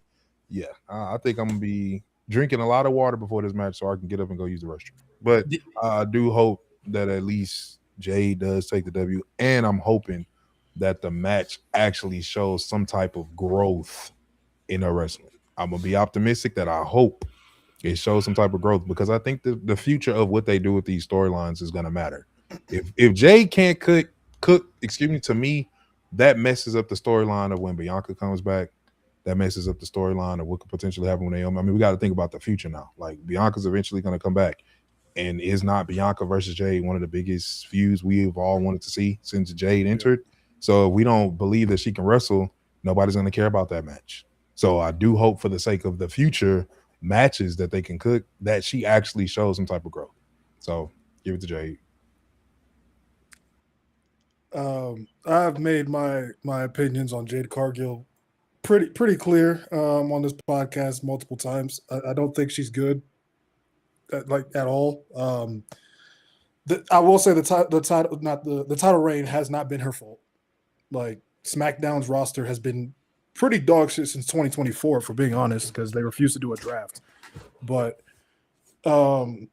this feud, I expected nothing from it. They proved me right. And yeah, I'm probably going to be at night too. And yeah, I need a bathroom break, so thanks. But yeah, my biggest problem with this thing, though, is how they've made Io Sky a fucking side character with this feud. And if Nikki Bella apparently isn't cleared, then Io and Asuka isn't even going to happen. So it's just like that's to me just asinine, considering she's better than, let's be honest, both of them. And especially how she got herself over last year is just dumb. But you know, it is what it is. At least I got a bathroom break. Mo, I'm so glad you brought that up. So Jade Cargill needs her Jade Fusion Collective to beat Rhea Ripley, but last week beat Io Sky clean. Mind you, you know who hasn't beaten Io Sky clean ever a day in her life? Ripley. Rhea fucking Ripley. I'm glad that I see the chat. I'm glad the Jade Fusion Collective has stuck. This is literally, like I said last week, a lose-lose situation.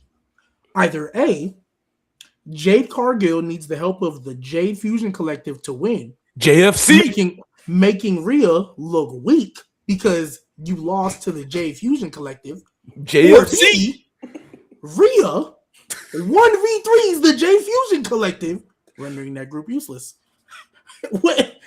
JFC. JFC. And at least if Rhea wins, there's a little bit more intrigue going into SmackDown. If Jade wins, what's she finna do for the next 3 months? Or I don't even know when Bianca get cleared. I thought Bianca was gonna be back at the Rumble, and she posted a video of her finger still looking. I don't blame Bianca. Right. I wouldn't want nothing to do with none of this shit either. I don't blame her. I'm with I'm you. not gonna lie. You know what this reminds me of? Y'all remember when everybody was waiting on Chris Statlander to come back, so Jade Cargill was just beating people for nothing, just to wait for Jade Cargill, just to wait for Chris? I feel like that's what they're gonna do. And if Bianca's not ready, it'll be Naomi. If Bianca's not ready, it'll be Naomi. Because Bianca clearly got a long ways to go. I don't know what Jade does if she wins. That's the only problem. I don't know what Jade does if she wins. Because they're not going to tell an underdog story of B-Fab or Mi Chin winning that title. And if they do, no. Oh my God. Way to take your women's division back to the Divas era. Oh my God. That would be atrocious. Way to set that back 15 years. How long is Jordan Gracie gonna be out? That's another one, bro. Jesus. Jordan Grace, I'm not gonna lie, they don't care about her. They did her dirt. They treated her the same way. They did, and honestly, they did. I don't think they did. That was messed up. What they I don't think they did try for real. Like they just said, "Hey, you're new, sure." And that's another one where they had internet. They had internet beef, and they didn't use none of it. Like I don't get why they keep doing that. If you're gonna do the internet beef thing, use it. Like it makes no sense. Apparently, Rhea was genuinely upset, and they didn't want another Tiffany Stratton thing on their head. Which Rhea, get some Rhea, tough if you, skin. I'm about to say, Rhea, you be all right, brother. Hey, because you talk, you mad. Everybody talk about you keep getting all these opportunities, and it's hurting your feelings. That's where you at though. What have you competed for at every WrestleMania you've been at? What have you competed for every WrestleMania you've been at? What have you competed for? And look, G, you know it's true with the men. They let the men do it. I'm sorry if we want to get the women's to where it's realism and realness and the feuds people care about. Let them do what the men do. You have to, you just have to. They fact just need to face that quality because then we start getting the she doesn't even know her colors, and that true. was real. And that was real. And the fact that this started with and gotta use it in my guy G Baby's words, a dick measuring contest of muscles, it makes no fucking sense. That's what this shit started with. Bro, I don't even have to spend long because y'all talked enough about it. I'm picking JFC. We're going with Jadeberg, baby. Jadeberg is winning this shit because it makes no fucking sense. If not, give it to the JFC. Lettuce, onions, no tomatoes, I'm done. mayo, ketchup, pickles. Ladies and gentlemen, what we have right here is called a burger feud. This shit fucking sucks. Jade, just Jade. Y'all already said it. My legs are bigger than yours. My arms are more powerful. Oh my God, brother. Then you bring in, what did Ross call them? The elite catering or what would you call All-Star elite catering. All-Star elite catering. Like, come on, man. What are we doing? What are Bro, we they doing, accepted man? bullying. Like they got bullied and they just said, "Fuck it." Yeah, just join them. Yeah. Like, bro, what are you teaching kids here? Get your When ass we whooped said every week and just when we said bring back join the bullying, this isn't bullies. what we meant. Like You legit, can't beat them, join them, ass. they got beat up every week. They got called bitches. They got called everything but a child of God. And they went and joined that woman, bro. This is the few they got. They got ramen noodles with no seasoning on it, bro. Bro, and the straw that broke the camel's back, it wasn't even a final beatdown. It was after the beatdown when Rhea said, "Are you okay?" And Mitchell was like, "Don't talk How to dare me. you check on me? How dare you check on me? I don't need your pity." Do you And then remember what joined you them did the to next AJ week. Styles? Do you remember? I remember what you did to AJ Styles. Don't make no Nobody sense. remembered that shit. AJ All right, don't you even know, remember that shit. prediction. I'm gonna just go with Rhea because I think they need to spark that tag team. That they need. I think Rhea wins because they need to spark that division up a little bit, bro. Like I agree with G. If Jade wins, I just don't know where we go from here. And Rhea's still popular, where it's like if you put the belt on Rhea, you can at least try to make it interesting and do something, bro. So That's and a I don't really safe think cop that out. I don't really think Jade and Bianca need a title for their feud either. When Yeah, she no, comes they back, don't. so. But if Wait, they do Dub, I Rhea, want to hear what you got to say. Why you say that's a cop out? That it's the a safe thing. cop out because Gotcha. you know people goon and like Rhea just because they like Rhea. They don't even actually have a reason to like Rhea. They just like Rhea because she comes in. This is watch you stand up, and then niggas take their shirt off and throw it if they could. 100%. I mean, Mommy's on top. Like, yeah, it's like, and then even though I do understand that it will get it, give it a spark, it's just to me, it'll help them write lazy because now Rhea don't necessarily have to fight anybody or anybody that she faces. Everybody's just gonna want Rhea to win. So it just kind of we get back into that. And like y'all said, why bring these two women up and start this? That kills the group instantly. Yeah. That group is done. I mean, they've been done, but I mean, Please kill him. The Please group kill was him. done from the beginning, bro. Please kill It him. shouldn't have started. Honestly. That's fair. All right, so let's move on to the other women's match. We got Liv and Stephanie. This actually has been done pretty well, though. I actually do like what they've been doing with this one. This one has been done a lot better than I thought it would. I'm a little interested in. I think the match will be pretty good. I think the promos and stuff they've been doing have been pretty good as well. So they've actually been making this one interesting, opposed to the other women's match. So kudos to them though, because like I said, with the women's feuds, you never really know what's going to turn out to be and how they're really going to do it. But this one, for what they've done, I think it's been done pretty well. I like what they've done with it. So my prediction though, I'm gonna stick with Stephanie because I think we're about to see the Judgment Day fully implode. I think everything about the group is about to dismember. Finn's already gone, and there ain't really much there left at this point. I mean, JD McDonough about to go back to catering because without Finn Balor, don't see him really doing much. He got that little WrestleMania ladder match, but don't really see him being utilized too much. If I'm being completely honest, I don't really see a spot for him where they're going to be used. And Raquel, I think, has shown she could be just great on her own. I don't think she really need to be with anybody. She's been shining a lot, actually. And then Roxanne, I think, is destined for good things as well. And then Dom, obviously, I think is going to be destined for good things. I actually think it's got to a point where I think people will kind of want to start cheering him. So they might have to consider, doing a little switch with him. But I don't see the Judgment Day being a thing much longer, if I'm being honest, without Finn there. I think they're kind of telling us, like, the group is pretty much ran its course. And I think they're pretty high on Stephanie, too. I think they kind of want to build her up more in the division, like she's one of our real top main event stars, in the division. So, and Liv is already solidified, like she's already got there. Like win lose, I don't think her spot's going to change anyway. So, I'll just say Stephanie for those reasons. Okay. I'm probably gonna go with most likely I'm gonna go with Liv to get the win here. Honestly, I've actually enjoyed how it's not outside of that first little interaction with Liv over here crying, I was like, not really rocking with this, but they picked it up, and every time they've seen each other, it's on site and it's been stiff. It's been like you would think they legit got beef. That last one, I ain't gonna lie to you. Hey, Stephanie would have to see me outside that parking lot. Like, Facts, hey, bro. hold on. Wait, as I get my drink from catering from one of these bums back here. Hold on, we gonna have to run this fade because that shit was legit crazy. And we went to the Raw and seen that. Everybody in the arena was like, oh, damn. that shit was crazy. And I like that they've just been real stiff. It's real personal. I'm cool with it. It's simple. Sometimes you don't need extra stuff to make a feud. You know, you want to be invested in it. So that's why I like it. It's simple. They don't like each other. It's on site. I would most likely go with Liv to win here.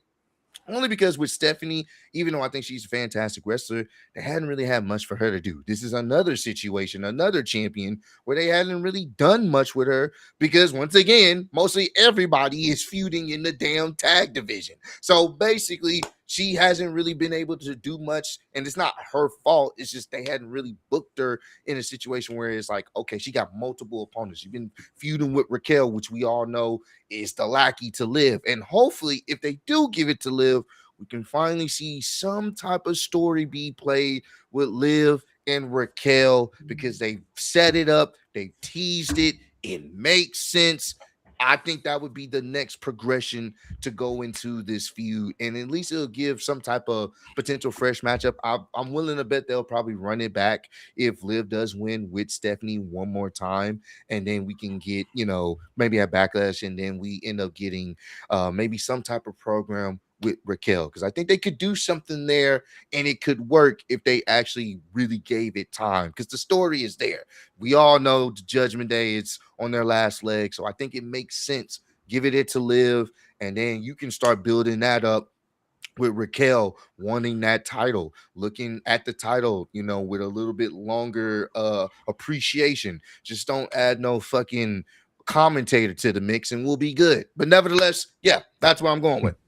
Yeah, no, I agree. I feel like you don't have her running around screaming how she's the best Royal Rumble winner, and just kind of like have her lose in a sense. And I don't know. I just feel like they want to push her and they want to push their storyline. I mean, you got her, Raquel. That's still some. There's a lot of unanswered questions behind the scenes with that.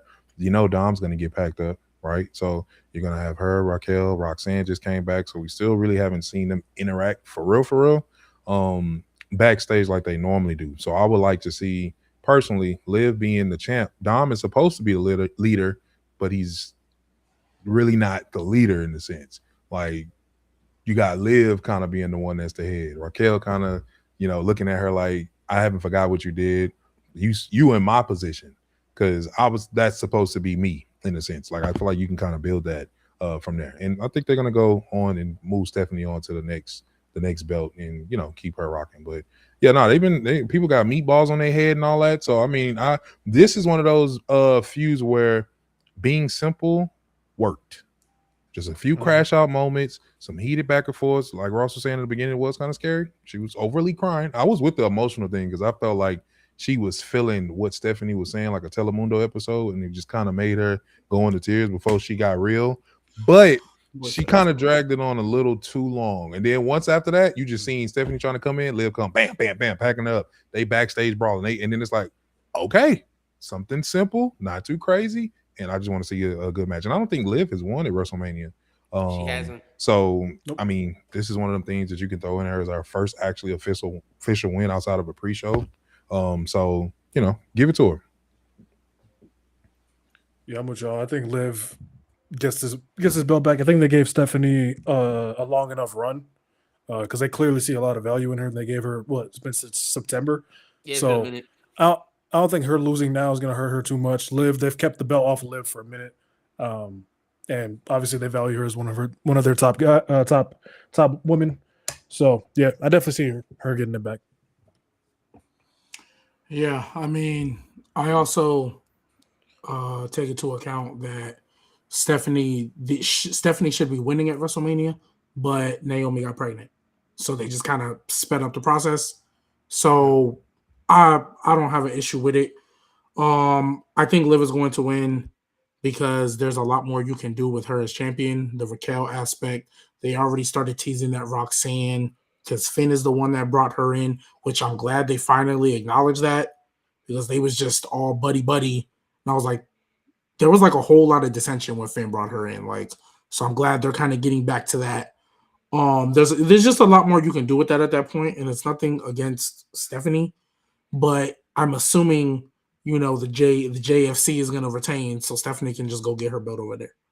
Yeah. Like she can just go get that over there. Eventually, they're gonna move her to SmackDown because they have no choice. So for me, I think Liv is the best storyteller in the women's division. I think like what she does, telling stories. I'm not talking just in the ring, just the way that she tells these stories is some of the most entertaining to me. And the Raquel feud is there. I see the Diesel Shawn Michaels break up for them after Liv wins the championship because Raquel's gonna feel like that was her championship to win and Liv screwed her. So you could tell that story in the implosion of the Judgment Day and finally give Dom and Liv this edge and lead a run. And obviously, Liv will be more prevalent and more have more stuff to do than Lita did in that edge situation. I'm just giving an example because Liv just went on CVV and said her and Dominic aren't in anytime soon, and how she feels her and Dominic are the top couple, and how they could beat Seth and Becky, they could beat CM Punk and AJ. So she's asking for those matches. I could see, us seeing Liv and Dom with Liv Dom's as the wife is champion. real strong. She is so strong. Like they were kissing and hugging on each other the last week. I was like, hell no, bro, hell no. So But yeah, I got Liv winning. I'm gonna go Liv too. I think from what I've seen, this has been out of the 4 world title feuds we're going to talk about. This one has been the best in my opinion. I think it's because it's just been simple. They've left unnecessary outsiders out of it. Like obviously, Liv is in the Judgment Day, so you're going to have involvement from Raquel and Roxanne and Dom. But it's made sense. They haven't brought in like just some random women from Sabrina Carpenter. Yeah, Sabrina Carpenter or just anybody. Like they haven't brought in outsiders or just random women from the division to try to make this, better or more appealing. They've kept it simple. Like Ross said, it's been on site. So I got Liv. I think that again, like y'all said, I think you can tell the Judgment Day story with Liv kind of being now the top dog in Judgment Day because she's the only one with the world title. Dom loses to the Demon, hopefully. And then now Liv is like kind of like now she's like default. She's like, I'm the new leader. And like Raquel's like, what the fuck? I don't like this. You can have Roxanne be the same thing. Maybe you could finally, pull off what they were teasing when Roxanne first came in the Judgment Day. I thought she was supposed to be, taking Dom away from Liv, but maybe you can play into that a little bit more going into SummerSlam. Give You can Roxanne even Money in the Bank. Roxanne Money in the Bank, like Raquel could win, Roxanne could cash in. Like you could do so much with the Judgment Day storyline and with Dominic and Liv. So I think Liv winning would do a lot of that. I think they could send Stephanie to SmackDown because their Lord, they're gonna need it because God, that division sucks. Like on Unreal, they're like, who we gonna feud with? Who's Chelsea gonna feud with? Zelina again? Mia Yim? Like literally went through, like literally admitted their division fucking sucks. So just send Stephanie over there. She can feud with Jade or Rhea. Like that would do great. Like especially post WrestleMania, that would be a great feud. So I'm gonna go with Liv. All right, we got 2 more matches we're going to talk about. Save the 2 best for last, if you ask me. So this first one we're going to start off with, I think this has been the best story they've told, and it's not even for a title. It's not even a main event match either. And it's been so simple. They've done it so well. Brock and Oba. Don't really know how much people really liked it in the beginning. Like his first when it was announced, like how people felt about it.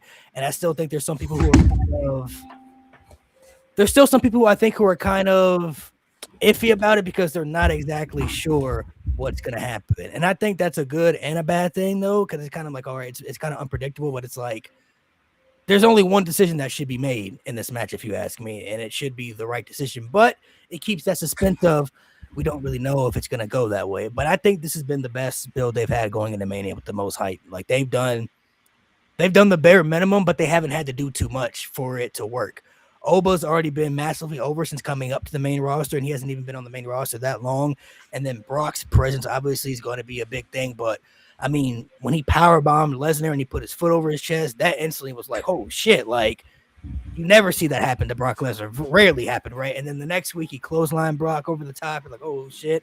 Then Brock comes out with this gear on, and like, oh, they getting ready to scrap for real. So they have done it so well to make it feel like a big fight feel.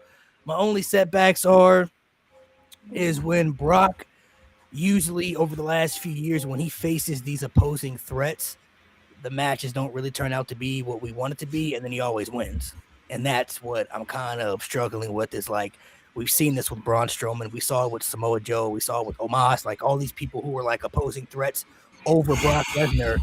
He beat all these guys with like one F5, and then most of those guys' trajectory went downhill after that. You know what I mean? So if it's done right, this could be done so well. I think Obafemi, out of everybody on WrestleMania, is the number one guy who has to win over like any match. Like he is the one guy who should not be losing. At every match you could think of, this guy has to win. This is a guy we're talking about that not only could be a future WrestleMania main event or future world champion, he could be the face of the company, if we're being honest. Like this could be the guy you could build and center around the entire WWE. He has the impact. He has everything you could ask for. If we're really talking about building top guys for the future, he is one of them. And if he does not beat Brock Lesnar, I just feel like we're going backwards. Yes, of course, I know some people can say, well, you can still lose and still get strong. Yes, but in this case, I feel like this is not the case we're talking about with this. Obafemi winning does so much. Him losing does nothing for anybody. A Brock Lesnar win over Obafemi doesn't do anything. So, my mic working? Yeah, you went for a swim for a little bit. When you start talking about anything Brock positive, your mic just went down. I think the mic was saying. The mic knows. The mic knows. The mic knows. Even the mic knows. The mic knows. But you good. Mike don't want to hear that. I just feel like with this situation, Brock Lesnar winning doesn't do anything for anybody. Like he's already a made man. You know what I'm saying? Like a win or a loss, nobody's gonna look at him any different. You know what I mean? He's still gonna be the same guy. He could lose every match from here on out to Gunther, and I will not look at Brock Lesnar any differently. He's still gonna be the same opposing Still guy. trash.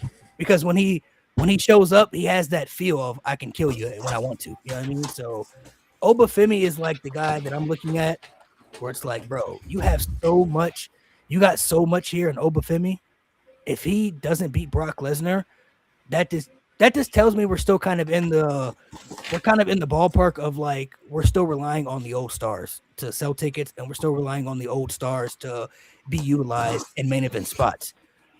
These guys, you know, these Brock Lesnar's, these Roman Reigns, Cody, like these guys are cool, but like they're not gonna be around forever. You know what I mean? Like eventually you got to build towards the future. Like you have to build towards the future. And I don't think Obafemi is a guy that you need to build up long term. He's ready now. I'm looking at him now. I'm like, bro, you could do this with him now, and I would believe it. He could beat somebody like Brock Lesnar, and you can convince me that he is a guy that I can look at and say, yeah, he could do that. I'm buying into it. Like he is ready now. I don't feel like you have to wait and overcomplicate things. When Brock Lesnar first came in, they fed him Hulk Hogan, they fed him The Undertaker, they fed him Kurt Angle, they fed him The Rock. Like they gave him everybody from the jump to solidify him, bro. Like they gave him everybody. Now you opening old wounds. All right. No, I'm just talking about what they did. They gave him everybody from the jump. With Obafemi, like you give him Brock Lesnar from the jump, that's instantly going to me, and especially tell the audience who may not have watched NXT. That will tell the audience that Obafemi went from here to here. Like we got to take this guy serious. He just did Brock Lesnar dirty. You know what I mean? Like that makes him more serious. So I don't care what anybody says, bro. There's no reason this guy should lose. Out of everybody on WrestleMania, he is the one guy that has to win. It is a must. He has to win. There's no debate about it. If this guy does not win at WrestleMania, the crash out is going to be crazy, especially coming from me because I'm looking at it like, bro, there's no way he should be losing. There's no logical explanation you can give me for him to lose at WrestleMania. I say we all pull up to HQ. Yeah. When it's pulled up to HQ, now it's weed. But when I wanted to, I didn't disappear. I didn't say nothing else. He didn't say what we gonna do at HQ. We can egg the windows. I didn't say what we was gonna do. Nigga, you said walk in with all black. What that mean? I said we can dress. Hey, we dress like it's a funeral. It's a themed event. That's all I said. A funeral, nigga. I said dress in all black as the if feds it was a the funeral. feds listen, bro. And Doug said he was going egg HQ. That's what I thought. We're going to HQ. We can't show. We can't show up to HQ in all black. We can't show up to HQ in all black. I'm showing up with a carton of eggs. I'm not showing up at all. I ain't saying you had to wear the suit all black. You could have shown up with some joggers. What you got? Hey man. All I gotta say is Oba. It's simple, bro. It's simple, bro. The best feud, like the best build up, has been the most simplest. This right here works. It works as soon as Oba came out there initially. And from there, it's been fantastic. Every time they announce them on the show, people get hyped. And there's a reason for that. This feels like a main event. This is a main event caliber match the way they built it up. And honestly, this should end night one. If it was up to me, it would have ended night one. It would have ended night one. But nevertheless, it's simple, bro. You don't have to overcomplicate this. If you have Oba win, you have made yourself a new star. You've already been doing it every single week. He gets the loudest reactions. We were there in Houston live. They were chanting for Oba before he came out there. And when he finally came out there, the aura was felt. And that is something dope to see because you have something here. And it's not easy to make new stars, especially with them just being straight from NXT because not everybody watches NXT. Not everybody knows. So for him to be this over, this quick, and they're putting him in this feud, you will do a disservice to him and the fans that have got invested if you have him lose. That hurts him. Anybody that's saying, oh, it's Brock, he'll be okay. No, he won't, because what you'll tell everybody that pays to go see this show and everybody watching around the world, we like Oba, but he's still not the guy. That's what you tell everybody. Because the guy that you want him to beat is fucking leaving. He's already said he's about to leave. So it does no good. Like Malik said, Brock came in beating a lot of legends. This is a revolving door.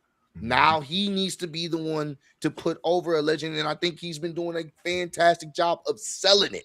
This has looked like the most fun I've seen for a WrestleMania build in quite some time. Just two guys, no extra fluff. Hey, I'm new on the block, and I'm here to take you out. I'm the old guard. You ain't taking me out. Let's fight about it. Simple as that. I love it. And you know, it's a simple thing. And even within the match, even though there's gonna be some back and forth, I want Oba to kick out of F5-1. I want that to me lets me know, oh shit. This ain't gonna go the way Brock thinks it is. You build that up. Build him up as somebody not just barely getting by. No. We don't need barely getting by because our brothers have been getting packed up by this one motherfucker for years. And none of them have been able to actually withstand any type of F5 or any type of offense from him. So if you gonna do this, if you gonna have this nigga put his foot on his fucking chest and point at the sign, this nigga need to be kicking out of the F5-1. This nigga need to be making sure that Brock is confused, flustered, don't know what the hell's going on, and really build him up as the next big threat in the company. Because after that, guess what? You haven't beat him. Now you can start setting up these dream matches. He just beat Brock Lesnar on his first WrestleMania. Let's see a Oba and a Roman Reigns feud. That can cook. Oba and Braun Breaker. That can cook. Oba and Gunther. If you have Gunther retire him, you can easily make that match. And the simple fact that he beats Brock Lesnar, that automatically puts him in the category of so many fans' eyes as a potential world champion, that is exactly what you want. So simple. Have Oba do his thing. Brock get a little bit of offense in, but I want to see Oba demolish this nigga, bro. Because then it shows. They let Goldberg do it. They let Goldberg do it when he came back. So there's no excuse why they can't let him do this. That's it. You got it, Doug. I want Oba to end him, bro. Like, why you sound like that when you said it? Why you sound like that? That meant a lot to him. He salivated. He said, I want him to end him. This is for you, Biggie. This is for you, Biggie, and Kofi. A lot of them. This is for and go in there and tell Brock. And when you kick out in one, tell him I ain't Kofi, nigga. Tell him that. I better see his lips say I ain't Kofi, nigga. Come on, and beat his ass. Wrong African country. Like I don't even know. I think the worst part about this is I'm gonna miss seeing Brock get his ass whooped every week. I think that's gonna be the most I want to see Brock on there is because he's not gonna be getting his ass whooped weekend to weekend to Weekend, just coming in there bouncing and shit. Nothing even crazy about it. I was in his ear. I gave him a mouthful. Y'all think Brock all that? He not. You feel me? He not. Hey, you can pause all you want to. People know the Lord. Yeah, they know the was Lord. crazy. They know the Lord. If you know me, you know the Lord. Oba, you go in there and you in him. I would to even have him retire him. I don't know. Just I don't know what that would go crazy, and I know they're gonna save it for Gunther, but TKO will be good in my eyes. Hey, that's real. That's real. If they let Oba retire Brock, I won't say no more wrong about him. I'll be on here defending them against all y'all. You feel me? So hey, Pat McAfee and Jelly Roll 1-on-1 main event WrestleMania Backlash. If Oba retires this nigga Brock, you think I give a damn about punting Pat? Punting Pat? For that You think I give a damn? Don't give a damn. Bro, I could care less. I could care less. He said Brock gotta go. Brock gotta go, bro. Y'all niggas can't sit here and tell me y'all ain't live seeing all of us. Oh no, get yeah, our for ass sure. whooped By Brock, that's a fact. every time we saw a belt. Nigga about to get an ass whooping at home and Brock theme music hit. He won all the belts from all of us. From niggas, yeah, that's a Bro, come on now. If Just we gonna us. let a little Pat story, I'll deal with a little Pat story from one WrestleMania to get Brock out of here. Hey, Brock, look at all them black people winning titles. He's like, something just don't look right about that. Yeah, let me show up to work. Let me show up to work. They created a nigga. They created a nigga in the lab to make sure we don't win championships. That's so. Hey, but I will say this: I got to give Brock his credit for this fact. So Oba was helping his daughter with the shot put, and like Oba like did some stuff with his daughter. So he really, I think he gonna put him over big, like 100%. That sounds cool and all. I think. I'm about to say that's cool. I can see that's shot cool. put. I was about to say, I can show you how to do a spin. Right. I feel you. I'm just saying. You know what I mean? I can show you. You know what I mean? I can show you how to do this spin. You know what I Bro, mean? we can all learn. I can YouTube how to shot put coach right now and do more than what Brock did. Just hire me. I do it for free. But not like but Ross was saying, like, all seriousness, like they've found a way to make this look like they really don't like each other in real life. Like when we were there live, bro, it looked like these niggas really just wanted to kill each other. Like it looked like it's really up, and they don't need much. They don't need to do much. Two brutes going at it, and I just hope they do it right. You don't do this right, I'm all elite. But yeah, Get the graphic. I don't know. This might for me because this opening night too. If they don't do this right, bro, this gonna kill the move for me in so many ways. and we gonna be we're live with bad, people bro. there And at a come on. There's a reason they chose right. this match to be the ESPN match. Like honestly, like it says a lot. Like this should honestly, the main event should be this is night 2, and I'm giving Liv and Stephanie night 1. Like, but they chose this for ESPN because it's that important of a match. And I don't think you choose this for ESPN not to have Oba win, to be like, hey world, this is our new guy. Nigga, I'm sitting at all the homies. Face, Gig? All the homies that don't even watch wrestling no more. I'm sitting at all the Stephanie is homies. not main eventing over Roman Reigns and CM Punk. Look, bro, I'm just saying it. Those are the best 2 build feuds. They are. No, that's just giving the woman a here nigga damn. That's Nah, all I'm not. I swear. Over Roman Reigns and CM Punk. Over Roman Reigns and CM Punk. I'm sure. You I'm old? not trying to hear that from G. I'm not trying to hear that from G because you were the Tell him same what one feud that he picked said. AJ and Becky to be the main event of WrestleMania. No. Stop. I didn't say they should be. I said because of their star power alone. If you're going to give a woman a main event, it would be them because of star power alone. No. See, because we're not gonna misquote me. The IC title, fine. I was with y'all on that, but I said just off a name power off of star power alone. If any woman was gonna get the main event, it would be them two. But you're right. For the IC title, I was like, I'm with y'all on that. Fuck out of here with that shit. Off of star power, who's a bigger name than Becky? And who's a bigger name than AJ Lee? Rhea. Okay, but Rhea's with Jade, and that's atrocious with the Jade Fusion Collective. I said based on the feud, WrestlePalooza main event, bro. That's why I said off of star power AJ and Becky is a bigger store name power Mo, you than know what I'm Jade and hearing? Rhea. It is. Then This Jada, nigga giving that's why I excuses. said. He said eight. So thank you, Dominic. Mo misquoted me. It's Thank still you. bullshit. Misquote, correct quote, bullshit. I don't care. No. I didn't say it should be a main event. I said it should be. If we're going to give a woman a main event, they would get it before anyone else. That's what I said. Not that they should be the main event. I said they would get it before any other woman. That's what I said. Don't misquote me, Mo. Go ahead, bro. Give your protection, bro. I still hate you. And you know what you did on Tuesday. Yeah, you deserve to be fired. I ain't missing no word. You should have been fired. Absolutely. Donnie made the right decision. After I dog ahead, walk continue. Donnie, I get fired. You know Yeah, what? absolutely. Hey, bro, That's let's what you not did. let's all stay a brotherhood right now because we talking Yeah, about for this match. Right. Just for Just for this this segment. segment. Lock You right. in, You bro. right. This is You lock right. in. Lock in, yeah, Right, right. You see how Niggas Oprah brings gotta us stick together? bro. Come on, man. Come on, man. Right. You right. You right. But No, it's on you. TKO, take notes. This is how you take something simple and don't fuck it up. Like, just take that note. But yeah, like y'all said, like Oba losing makes zero. I think that would be the worst booking decision if he was to lose on this WrestleMania. That there's nothing worse than that to me on this card.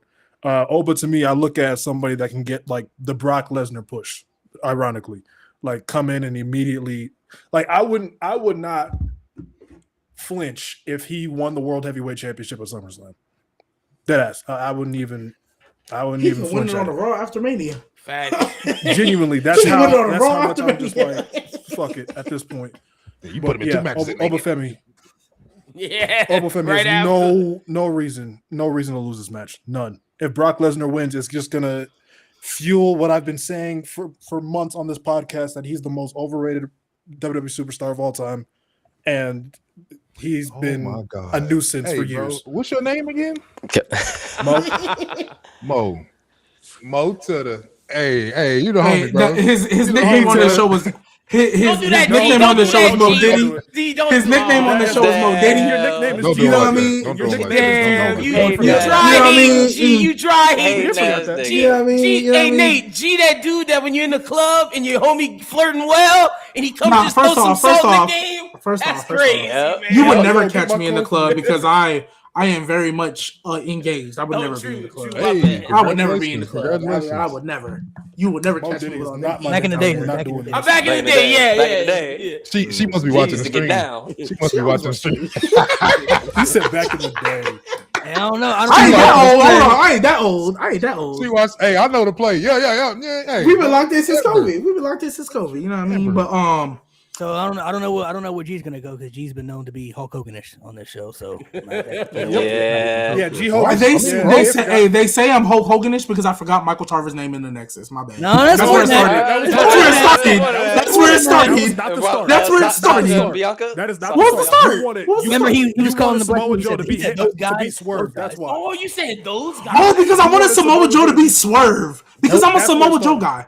My whole thing is Samoa Joe should never lose. Samoa Joe should have like And you a wanted Hangman 5-year to cause- title You reign. wanted a white man to I screw can't over. forget. a black man. It That's was exactly what you wanted. Who was that? Those guys, Malik. Talk Yeah, I to can't remember what I was talking about, but he was like those guys. Those guys. He said, It's "Talk okay, about Nate. those guys, Julie."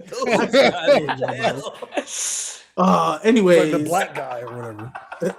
bro, that's what I said about Marco Tarver. Look, I look, don't look, remember look. his name. See, this is what Brock want. All right, come on. I forgot. Let's bring it back in, bro. He But, loves this. if we look at it, just if we take a look back in history, look at all the people and where they went after they lost to Brock, and then look at everybody who beat Brock and look at where they went. If you just look at that, it would. I'm gonna take it a step. I know I said this about another booking decision a while ago, but this right here because they're doing it. If Brock if Brock beats Obafemi, that'll be worse than Hell in a Cell 2019. That'll be worse than Goldberg squashing the Fiend. That'll be worse than the finger poke of Doom. That'll be worse than Jeff Jarrett laying down. Yes. And here's the reason why I say that. And yes, it might be no. Here's the reason why I say that. Because listen to me, y'all. Here's the reason why I'm gonna say that. With all them other decisions I just made, even though Bray Wyatt could have been and the Fiend could have been, looked at really, real high, right? They weren't looking at Bray Wyatt to be the face of your company. Sure. He wasn't going to be the face of the company by beating Seth Rollins or by beating Goldberg. Obafemi literally has the opportunity to be your face. Because I know they wanted Braun Breaker. They were grooming him clearly to be in this next spot. You have the Javon Evans, Trick Williams they got over.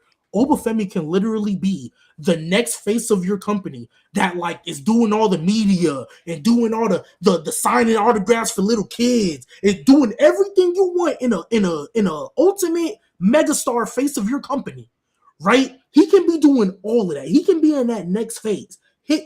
I said it earlier, but if he wins, let's just say for whatever reason, Roman Reigns decided, yeah, I don't want to be here after he beat CM Punk, and they decided to put it on Oba, nobody would be shocked. Nobody would say it's a problem, and everybody would love it. And then Ross was kind of getting into it too. The matches you can do after he wins, a Gunther versus Oba match can main event any Mania. Come on, that you want. Say less. Facts. A Gunther, imagine an Oba versus Cody, or Oba versus Randy, or Oba versus whoever, Oba versus Roman himself. Like, there's so many things you can do, and you don't understand how believable he would be and how over he would be in every single one of those situations. I genuinely can't think of a single match Obafemi could have after beating Brock Lesnar where everybody would be like, I don't know if I want you to win. The only one maybe is Roman Reigns. Maybe, and that's because we know how people get for Roman. But that's it. If he goes against Punk, yeah, Punk, you good.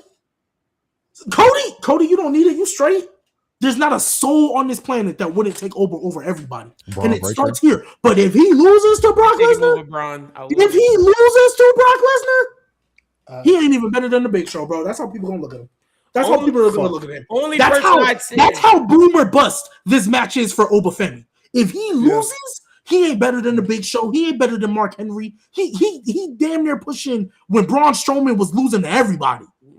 When Braun Strowman was losing to everybody, that's the territory. But if he win, this might be the fastest rising star you've had since Brock Lesnar. Literally since Brock Lesnar. This can literally be, and the only reason Brock Lesnar wasn't big is because he left. Oba ain't going nowhere. He ain't going to no shot put Olympics to be gone for 5 years. He ain't doing none of that. Yeah, bro, this is boomer bust. This is if he loses, this will be the worst decision because the ramification, Obafemi will never be able to recover from that. I don't care what titles he win. I don't care what feuds he's in. He will never be able to recover from the fact that he lost to Brock Lesnar at WrestleMania. We won't be able to recover from the fact, like, bro, there's so much, bro. I think us as an alliance would have to stand up and just boycott somehow. The show, at this point, hell no, bro. You done let this nigga come up here beat 2 grown ass Viking Raiders at the same time. Yeah, at the same time, which I still didn't even agree with. But you let him do all that, and then you lead them up. Come on, bro. They watch all our reviews, bro. They putting this on TV. They putting this in their document. They watch all of it. They know black people are riding for Oba. That's a fact. And either they gonna do it right, or we're doing it wrong. Yeah. And Malik said it too. It'll literally ruin the entire. Like y'all remember when people on the show when the Demon Finn Balor lost took the chair toe, and I said it ruined the rest of the whole night for me, especially because then Bianca won when she didn't need to, and then Roman retained. Yeah, bro. The night 2 will be the worst night of WrestleMania if Oba loses, because nobody's gonna care. I guarantee you, most people are not gonna care about anything else that happens on that show. They're not going to be able to enjoy any match. They're not going to be able to enjoy any story. Even if they're giving you 5 stars to 5 star to 5 star match, it's going to fall down because why didn't Oba win? Yep. They're going to look at it like, wow, you literally had all this. All you had to do was make Oba win. I'm with Malik. This is number one. If you can make every wrong decision in the world as long as you make Oba the winner, and it'll be tolerable. This will make up. If they're ever able to make up for the fumble of Braun Strowman, this is it for me. This is it for me, because the way they did Braun Strowman dirty, I'll never let that go. I can never do that. If they can possibly make it up, this is it. You have a chance to redo the wrong. This was my final one of the people I think need to win. Obafemi's number 1 on the list. I'm picking him to win. To G brought up anybody you think could beat Oba after this. There's only one man, and it's another black man. It's Trick Williams. And I thought of something interesting I want to ask y'all, Dub and Ross specifically. I want to get y'all take on, because we know we all want Oba to win. Do y'all think it's interesting they chose Trick Williams to do the Black Media Tour and not Oba? Not to say like he was on the Mall show, he was on Breakfast Club, he did the whole Black Media tour, and Oba didn't do it. Like, how y'all feel about I that? think It's because Trick is more of that Flint, like he's more of the Gotcha. talkative person. Yeah. He's the one that's gonna get you in to get you into the seat because he knows how to sell the match with his charisma. That's who you want, honestly, talking on the radio shows. Not to say that Oba can't, but Oba's more of a straight line, straight shooter situation. Like he's gonna kind of give you the straight answers or whatnot, and you're gonna kind of you still believe what he's saying because of how imposing he is, how he carries himself. But Trick, he's gonna give you the flash, and Gotcha. that's what you want. So it makes sense why they would have him do more of the media rounds because he's gonna give you more of the gift of gab when it comes to talking and trying to sell up a match or whatnot. Not to say that Oba can't, but I don't see Oba as that character. I see Oba as like he was in NXT. serious. Yeah. Hey, bro, I'm gonna beat Gotcha. you up. I get that you think you can take me, and that's cool. I appreciate that. I like that. But at the end of the day, I'm gonna beat you up. I don't really have to say too much to you. You know what's up. When you hear my music and you hear the chants, you know what's coming. You know what I'm saying? You don't have to do too much with him. So. Yeah, and I I just don't thought want it to was see him. interesting. I don't want to see him doing all that. Like I want to see him about his business. Like I want to see him as like I'm here to take care of business. I'm here to pack somebody up. You call my name. You call me out. Whatever the situation is, or you in my way. I'm here to pack you up. Trick is the one where you get more of that. Sell me the show. Javon is more of the I get to see the some dope moves. I get to see some tough action. You young, you can get up. You got hops. You feel me? You got the bounce. So you get kind of like the best of the trio. Yeah, out of those three. So to see that interaction like they did in NXT, but on the main stage, I think it's gonna be tough. But yeah, that's kind of what I feel about that. For sure. Go ahead, Nate. I mean, I already said it, man. Oba. I mean, that's we talk about it. I talked about it when Roman won the Rumble that they need to build new stars. You want new fans, build new stars. They keep going back to the Roman well. They keep going back to CM Punk. Keep going back to Cody Rhodes. This is your literal opportunity to create a star, like a young star in his 20s, and propel him to the main event. By SummerSlam, Oba could be world champion. Like literally, that's how much this win means.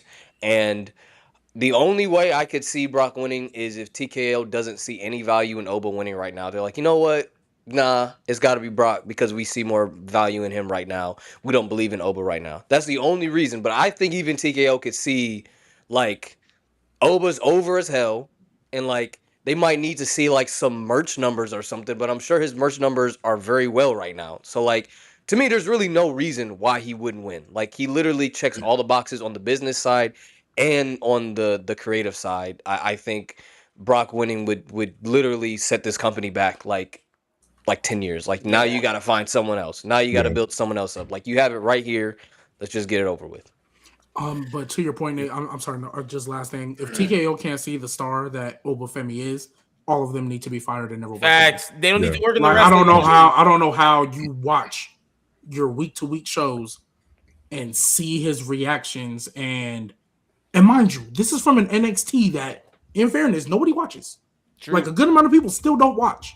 And off rip, his debut, everybody's screaming Oba. As he's doing his entrance. That's off in Saudi Arabia, might add you. To me, let's so good, bro. To me, that's what makes Trick, Oba, and Javon that different, man. They first three that's come from NXT where people are riding with them, and Oba's at the top of that list. It's a short amount of people that get that opportunity, like where you get a wrestler that pulls that much aura. I think, and just to put in perspective before we get into the next topic, the fact that us being live. You know who's gonna get the loudest pops. Rhea's get the loudest pops. CM Punk get the loudest pops. Roman gets the loudest pops, and Oba gets the loudest pops. That is not easy to do at all, especially in a space where people's attention span is super short now. So if you able to get somebody, a group of 10,000 people, every arena you go to, and they're chanting your name before you even get out there, like they do with Roman, like they do with CM Punk. Anytime they show you on the screen, it's a loud pop. Anytime the lights go out, they get anticipate like the Undertaker. You have it. that you don't have to do nothing else except just book it the way it needs to be booked. Oba is that character. Even to when he had the match with Cody Rhodes at Saturday Night's Main Event, Yeah. that shit was good. And Yep. you let him go in with the top guy in your company, and I'm not even gonna lie to you, it looked like, honestly, hey, Cody getting his ass whooped, and it's believable, and no one had a problem with it because it looked right. You have something, and they can revisit that, but you got to put them in that same category that Cody got, because Cody beat Brock on that revenge tour, on that tour, making his way back to WrestleMania 40. Cody got some wins over Brock. So if everybody that's beating him, they benefited. He needs to be in that same category. So they know what to do. Yeah, there's two guys we're talking about for the future that they can't mess up. One of them's Oba, the other's Braun Breaker, bro. Yeah.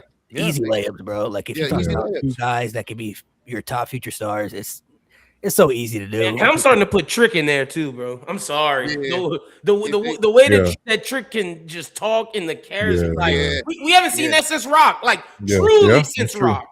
That's true.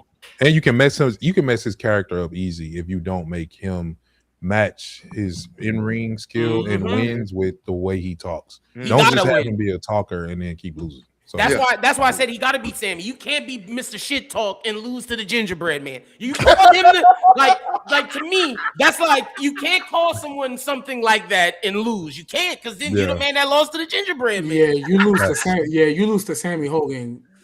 The limits, the Pepper Steppers don't hit the same. That's like true, don't hit the same. That's true. All right, and then we got the main event. We got Roman Reigns, CM Punk for the World Heavyweight Championship.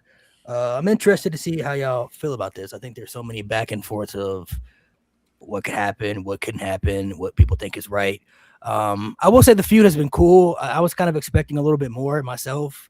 I kind of feel like they took a little bit of a back step a little bit. It started off really good with Roman saying that he hates Punk and that's why he's facing him. I'm like, yeah, this is getting good. Then Punk comes back, says, I'm going to bury you next to your father. I'm like, shit, this is crazy.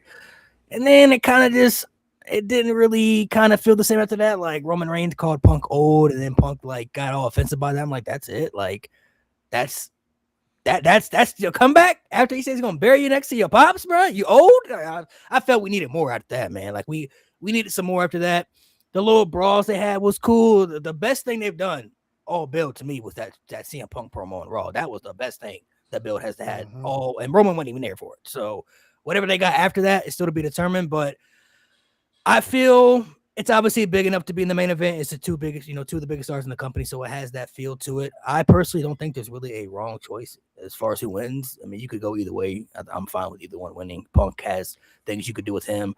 Roman winning. I actually just saw an interview with him that he did today, where he said he said out of his own mouth he ain't got no plans to retire anytime soon. So it sounds like he's gonna be around for a bit. So we'll give our predictions afterwards. Let's talk about the story. Let's see how everybody feels about the build going into it, and then we'll all give our predictions, because I think people will kind of this has been the most 50-50 build going in for it to me, where it's like there were moments where I felt Punk was going to win, then they brought me back to making Roman. So I think everybody's still kind of in the 50-50 spot, but the build has been cool. Has it been Cody and Randy bad? You know what I'm saying? But I was kind of expecting more out of this. I thought, like, you have two of the best storytellers in the company. I just felt that there was going to be like more feel to like excitement to me, at least. So that's just kind of how I feel. It's not like a bad build. I just felt like this would be the most exciting build going into Mania, and I don't feel like it has that feel. It just feels like, oh, it's a cool build. Was kind of expecting more out of it. Kind of similar sentiments. I mean, it started off fire. Those first few interactions, I was like, okay, all right. Oh, we're here. You just told a nigga you gonna bury you next to his dead pops. Hey, I gotta shoot you before the show leaves. Like, what we talking about? What? Wrestling match titles? That don't mean nothing no more. Catering, move off the way. I'm about to shoot this nigga, okay? Anywho, but once after that, it kind of dipped with the whole, you're old. And he's like, wait, I'm old? How dare you? I was like, it kind of lost its steam there. The physical interactions have been good. I did like what they were doing with the Usos. They kind of dropped that, which I get it, But I did. There was an interesting story that they were doing with the Usos and him trying to play the mind games and get Jay riled up because he knows, and then Jay trying to insert himself in this situation, and Jimmy trying to be the middleman. Something that we've seen with the whole bloodline stuff. They kind of like pushed that to the side and just kind of brought it back to Roman and Punk. And that last promo, that was really good. Even though I wish Roman was there, that last promo was really good, and it kind of brought the hype right back to where it needed to be. So I do feel like it dipped in the sense of just kind of what they were having issues with, because it's kind of hard to go anywhere below "I'm gonna bury you next to your dad." Like saying something like that would, in any other situation outside of wrestling, you're probably dead or in the hospital. It's one of the two things. So when you go to that extreme of disrespect, now I'm thinking, okay, I mean, at this point, it's on site. We gotta elevate it, but it's like they kind of took a back seat, and then the whole TKO situation and CM Punk bringing that up, it kind of built it back up just a little bit.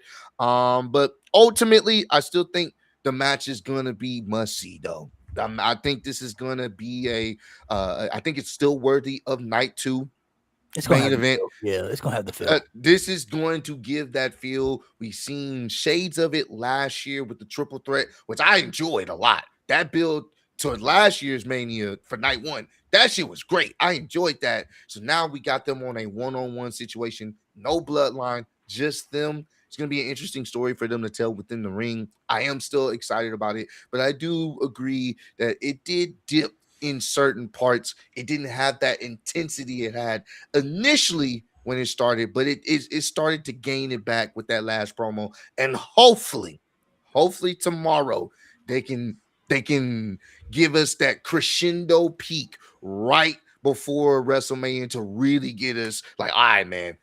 I can't wait. I can't wait for Sunday. Sunday need to hurry up. So Yeah, the only thing about Roman is, before you go, Dub, the only thing about Roman is he's not bad on the mic anymore, but he's not CM Punk level.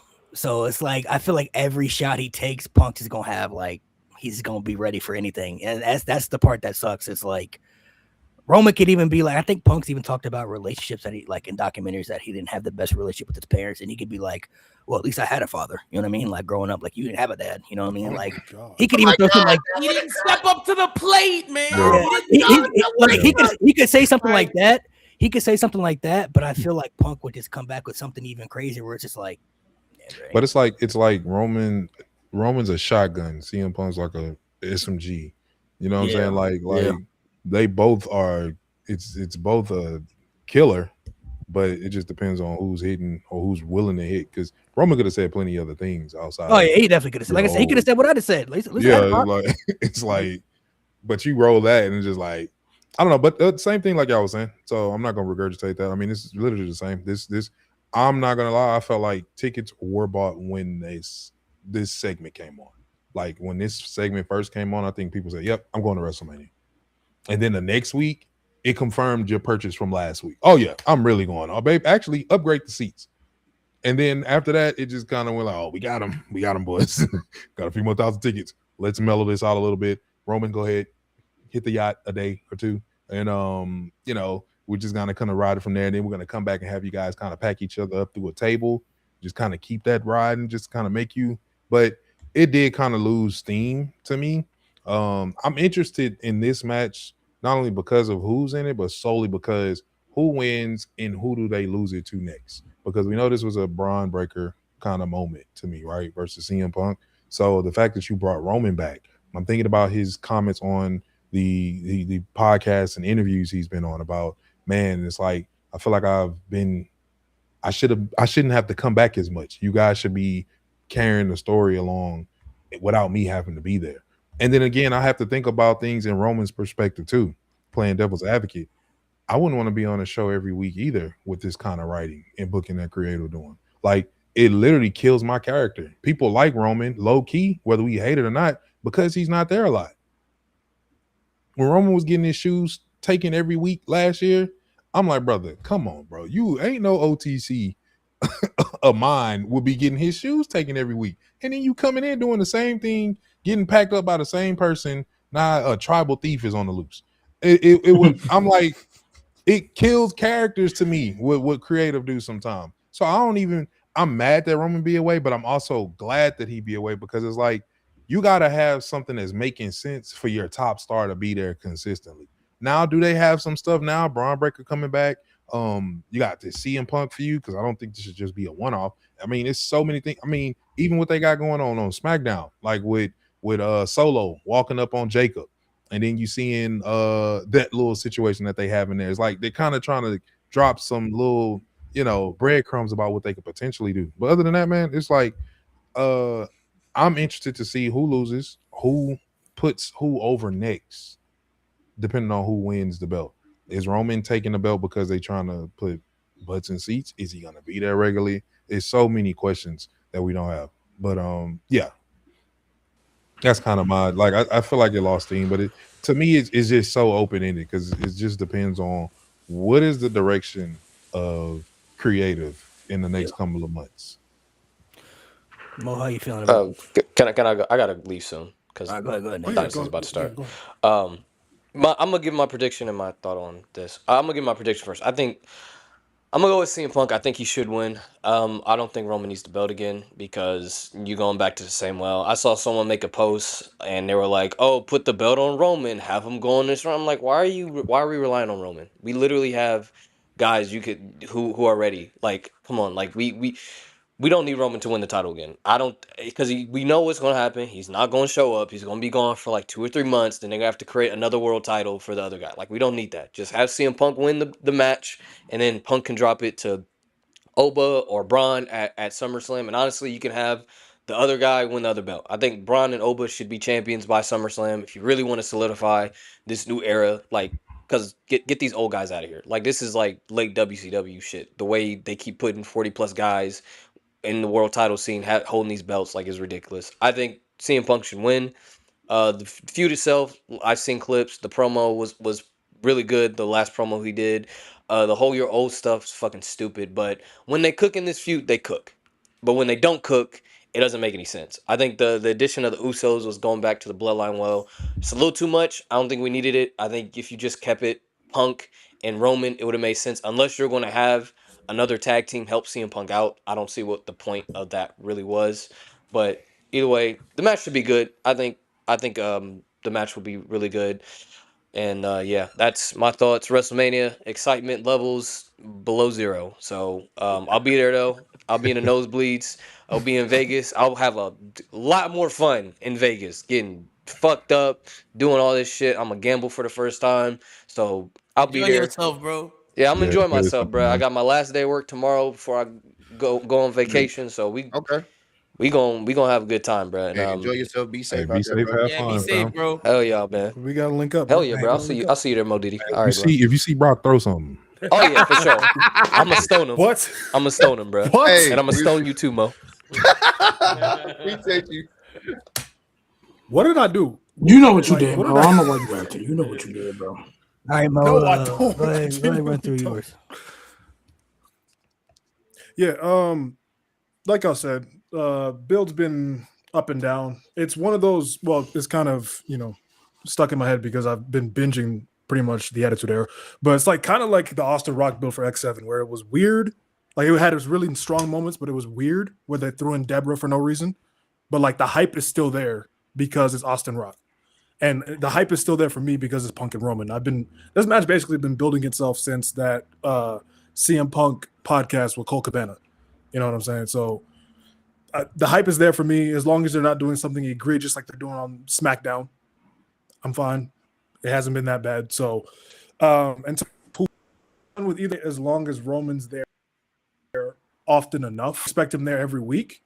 But I would like every pay-per-view, but you can't guarantee that. So, I'll lock in Roman. I feel like him losing 3 main events in a row would be kind of strange, but yeah, I'll go with Roman. Him losing 3 main events in a row is fine because he won like 5 main events in a row, Facts. and most of the main events were trash. Like well, I'm not even talking about his tribal chief. I'm talking about his big dog. He won like 4 main events in a row, and all of them were trash. So him losing 3 in a row is perfectly fine. However, I've gone back and forth on this every week. Every week, I'm like, I don't know. The only reason I'm leaning towards Roman is because realistically, whoever wins that title next will benefit more from beating Roman than from beating Punk.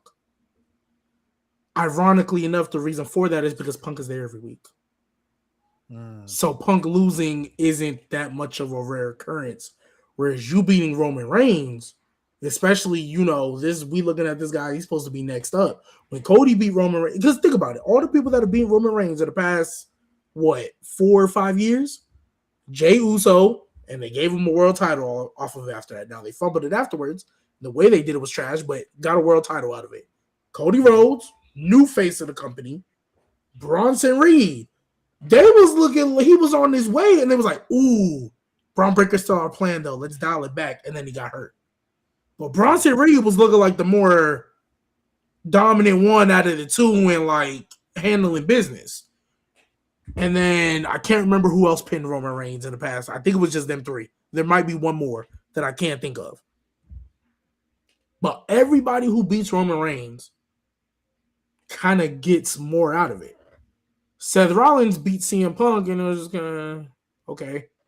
Like, it was a great moment, but, when people beat CM Punk, it doesn't feel as big. It just feels like, oh, you got to win over CM Punk.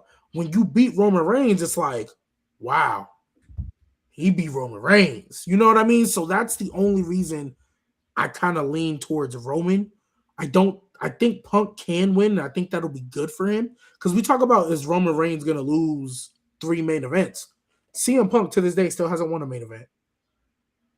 So that's why it's so 50-50. Because I also don't think they're going to make CM Punk lose every main event he's been in. Like, okay, you lost the last year's, I get it. It was a nice little swerve. But I assume the goal was for him to beat Cody in this year's before they had to change plans. So I that's the 50-50. I'm leaning towards Roman today because I'm looking at the future plan, and I think the next star they're going to build will benefit more by building Roman. But it's also, like I said, do I really think CM Punk is going to lose another WrestleMania main event? No. So, man, this feud pissed me off in the sense that the first 2 weeks were so good. And you say you're gonna bury me next to my dad. Like Ross said, I gotta shoot you. Roman Reigns came back the next week with you're old. Like, what are we talking about? Roman, like, nah, I'm sorry. I'm just not the biggest Roman guy, so I gotta call it like I see it. He didn't care, bro. He did not care. Tom Brady would not miss practice 2 weeks or a week before WrestleMania. That nigga was not there. He was not there last week. What are we talking about? How are you not going to be there to promote WrestleMania? Like, what are you doing? You didn't want to be there, so you brought the Usos in to rehash the bloodline. Like, let's stop it. You brought them in to rehash this because you wanted to be at your yacht. Okay, everybody says, well, he's committed to being a father, committed to being a husband. Well, go do that, motherfucker. I don't got to go be a dad. I don't have a problem with that. But don't come ruin feuds. Like, what are we talking about? You should have took Larry's ashes and dumped them on AJ Lee's head. That's what should have happened. You want to talk about my dad? That's what you want to do? Like, what are we talking about? Like, let's be real. This nigga don't want to show up to work. Stay home. Stay home. Wait, okay, wait. Let's. Can I be a little devil's advocate though? Can I be a little devil's advocate? First off, ashes out on AJ. Don't just dump him out. Dump him on her head. On her head. That is wild. But here's the thing, though. Let's be a little devil's advocate. One, why wouldn't you want to be on a yacht? I would too. Oh, come on. Wait, Ari Emanuel? Will Ari Emanuel make? Wait, no, Mo. Will Ari Emanuel making Pat McAfee and Jelly Roll decisions? I would want to be on a yacht too. I would want to be on a yacht too. You feel me? And then you talk about stay home. He tried. The booking was so bad. They said, Roman, please come save this again. So he's like, I guess because I'm such a generous tribal chief, I guess I'll come make your show interesting again. Because let's be real, Lynn. If Roman Reigns ain't in this WrestleMania build, oh, it's an issue. Look, no, 100%. 100%. Dub said it best. When they announced this match, tickets sold, people were going to Mania. I'm not disagreeing with that. I was hype. Me and Malik came on the pod and said, he better break into that man's house. Malik, I know you remember this. We were predicting all kind of theories for what Roman could do because he talked about his dad. I swear to God, the next week, I texted in our group when he said, "Oh, you lost me." I just said it with Trick. How you gonna call somebody the gingerbread man and lose? You called him old. So what does that do? You lost to an old man or you beat an old man. It don't fucking matter. And it's crazy because your ass is 6 years younger than CM Punk. So you're old, motherfucker. Hey, 6 years is 6 years is a big difference though. Oh. It is a little bit. I was about to say, because 6 years is a senior in high school and a seventh grader in middle school. That's a big difference though. You know when it's a big difference? It's a big difference when you're under the age of 30. When you're 40, them 6 years don't mean shit. No, 6 years is 6 years. That matters. 6 years is 6 years. That matters. Man. That's the difference between a hip replacement. That's the difference between type 1 and type 2. You know, that's a big difference. All right, that's a big difference. Right. Okay, cool. All I'm saying is 6 years. He still about to beat an old man. He about to beat an old man or lose to an old man. Okay, but so again, more devil's advocate, because again, let's be real. CM Punk, even though they 6 years apart, CM Punk, when he wrestled, love CM Punk. Oh, he looked rusty. I'll give it to you. It's a major difference. I'll give it It's a major difference. Like, I'm not denying CM Punk looked like he need to retire in a year. Roman Reigns still got like a decade, or maybe not. I'm not denying that. Like, you know what I mean? It's just, you know what I mean? Look, you ain't asked me about in ring. You talking about the feud. And about the feud, Roman Reigns didn't show up to work. I'm sorry.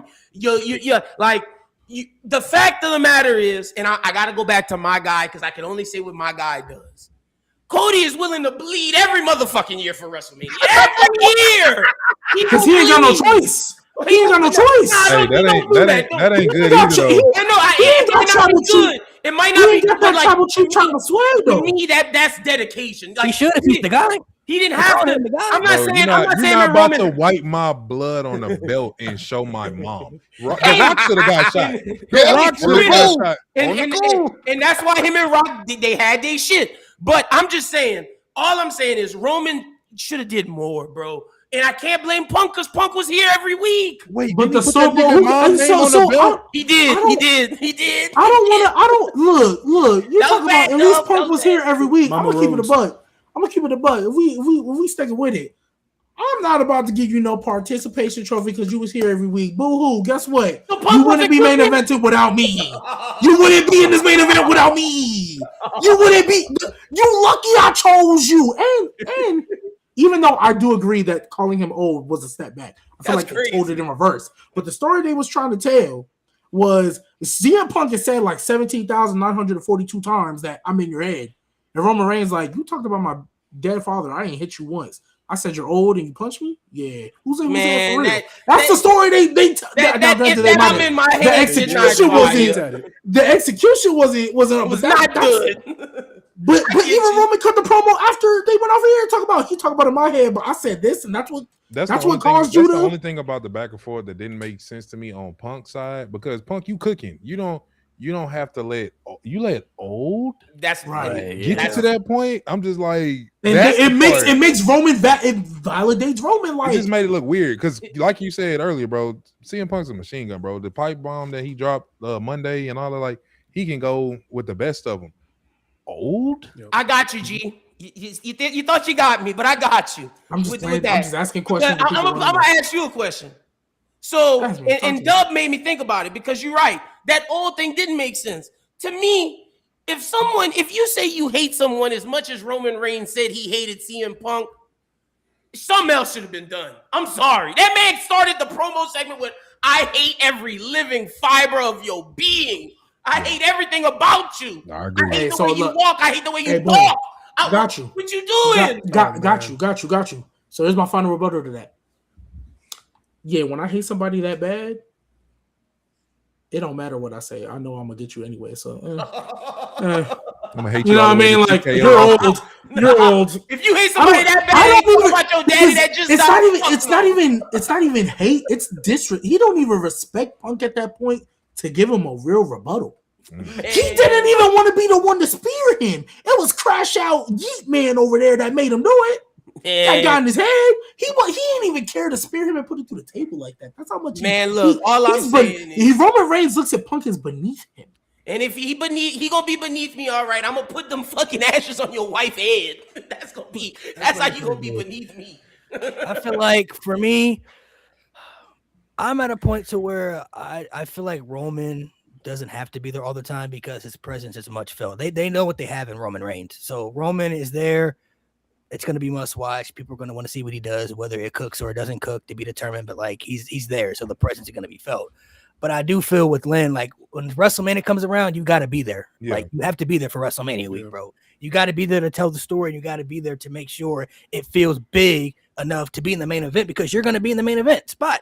Like your name and presence is one thing, but people want to be invested into the stories. And so you have to make sure both mesh well together. You know, like you have to make sure the hype is good and the star power feels important. You know what I mean? There's a big reason why you look at Cena versus Rock the first time. Like it was big enough to be there, but when it came around WrestleMania time, The Rock was there and they made sure that shit felt like it was WrestleMania worthy to be in the main event. So by the time WrestleMania came around, he was like, yeah, we ready for this. You feel me? Like this where we at right now. Believe Rock even showed up more than Roman did for WrestleMania 40. Like people were saying, is Cody feuding with Rock or is Cody feuding with Roman?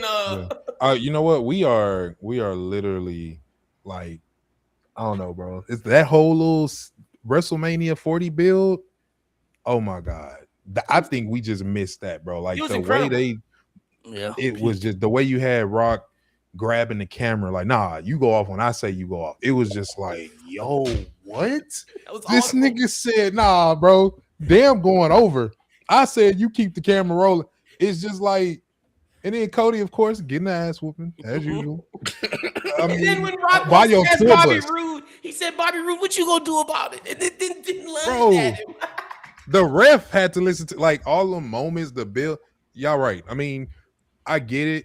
Like you said too, like Roman don't have to be there all year, but when WrestleMania season, bro, should be a strictly you can't call out type of series, and then especially 2 weeks before we were in Houston, like I'm in there sitting there talking to Ross, like Roman gotta come out, right? Like the way Punk cooking right now, talking about he's not here, and just kind of felt like he was like filling time. I said Roman coming out, he gonna surprise us, bro. Roman here, and for him to never come out, I'm just like. I feel like for making a season, crazy. Like especially if you're in the main event, like you got to be there all the time.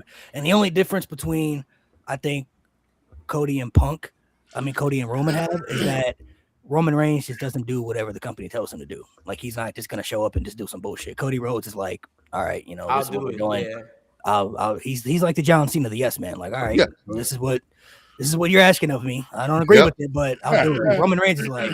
No, I ain't doing that. And that's not a problem. And like, that's why I said everybody got a different. And I'll say this to G. And it's not that if Cody said no, I'm sure they'd be like, all right, yeah, but Cody's not. He's not that guy. You know what I mean? Like, didn't he say no to the Pat McAfee stuff? No, he didn't. Well, if he did, I don't think it would have happened. I think Pat said no at first. Pat said no. It wasn't. Yeah, it wasn't. Cody. Especially if Cody and Randy both said we ain't doing that shit, they wouldn't happen. Yeah, so I think they both said yeah. But to your point, G, I will say this. If there's nothing for Roman to do creatively, I understand why he's not there. But to me, I just look at it like this. We know what would happen if we heard LeBron James missed practice leading up to the NBA Finals. I'm looking at Roman Reigns like he's LeBron James. Like, bro. You know what would happen? Bro. Oh. Okay. Don't do that. It's LeBron. Okay. I'm not letting that slide. Okay. That man breathes. Okay, bro. If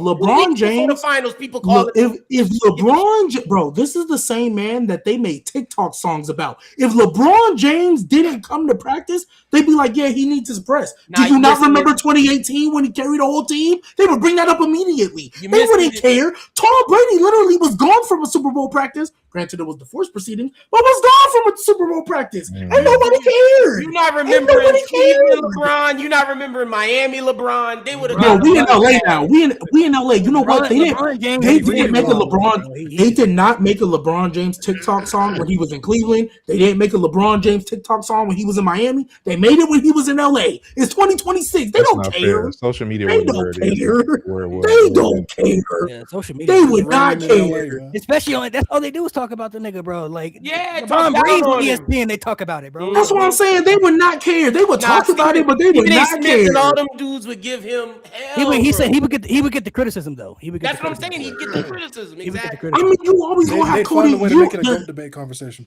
Right, and you're There you always go. gonna have criticism because they're polarizing figures. I'm not saying there's gonna be none, but the masses would not care. They'd be like, "Oh, LeBron's not Most coming to people practice. wouldn't. Yeah, he deserves it.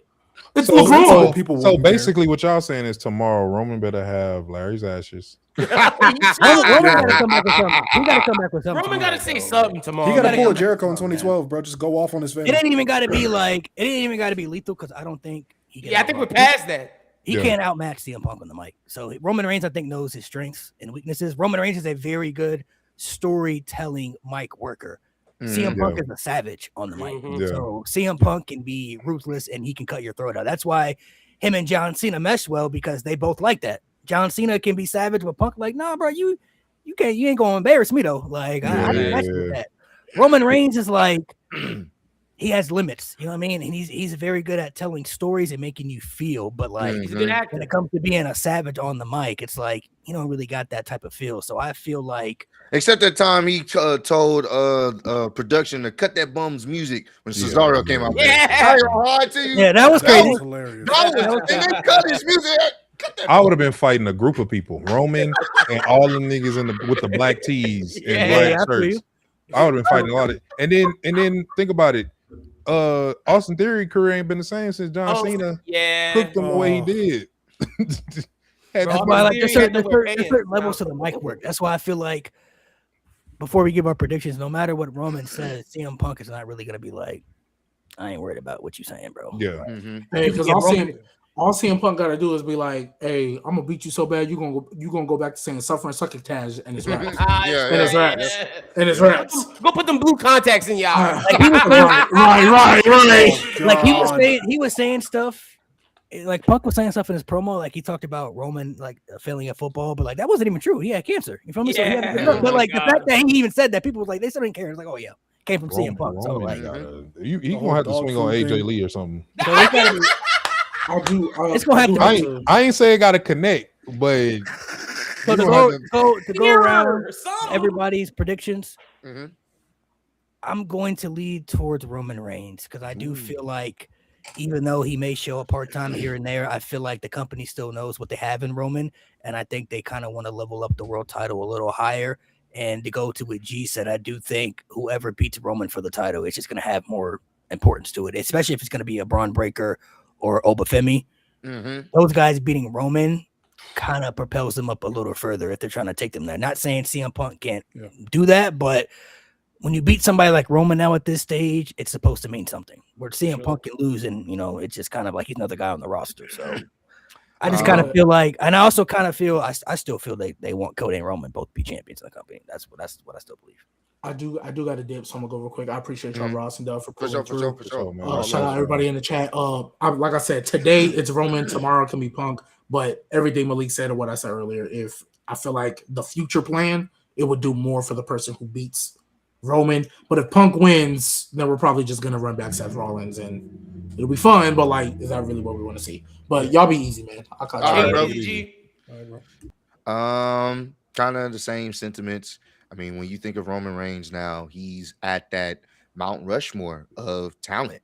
They finally have gotten him to that point where when you think of someone that's incredibly over, whether a champion or not, you think of Stone Cold, think of The Rock, think of John Cena, you think of the Undertakers of the world, and you think of Roman Reigns. And if they announce a show that Roman Reigns going to be there, guess what?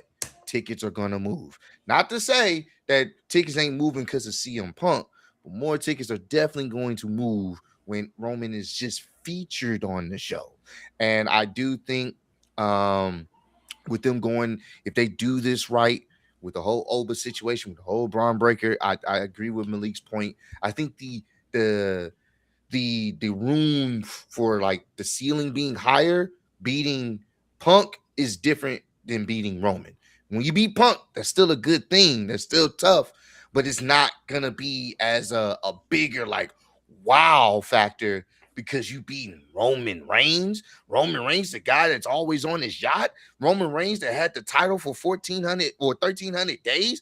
That Roman Reigns. Okay, you know what?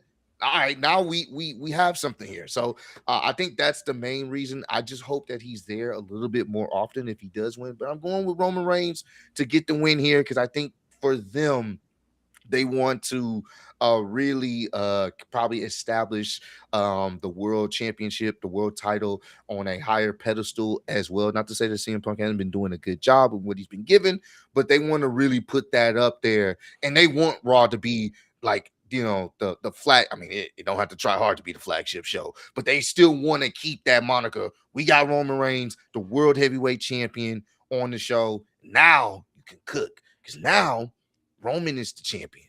Guess what? You can do a Gunther and Roman because Gunther wants that world title back. We've never gotten that.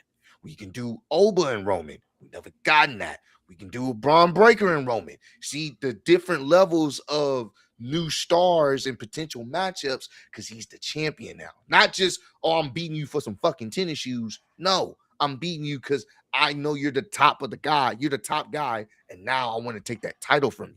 Because love CM Punk, but we're not trying to see a CM Punk and Gunther again. We already saw it. And that was a great match, but we already saw it. And you still got what the match was supposed to be, which was supposed to be, I think, Roman and Seth. That one-on-one was supposed to most likely happen at this year's WrestleMania. That was the story that they wanted to tell. So guess what? You can cook with that. Now Roman's the champ again.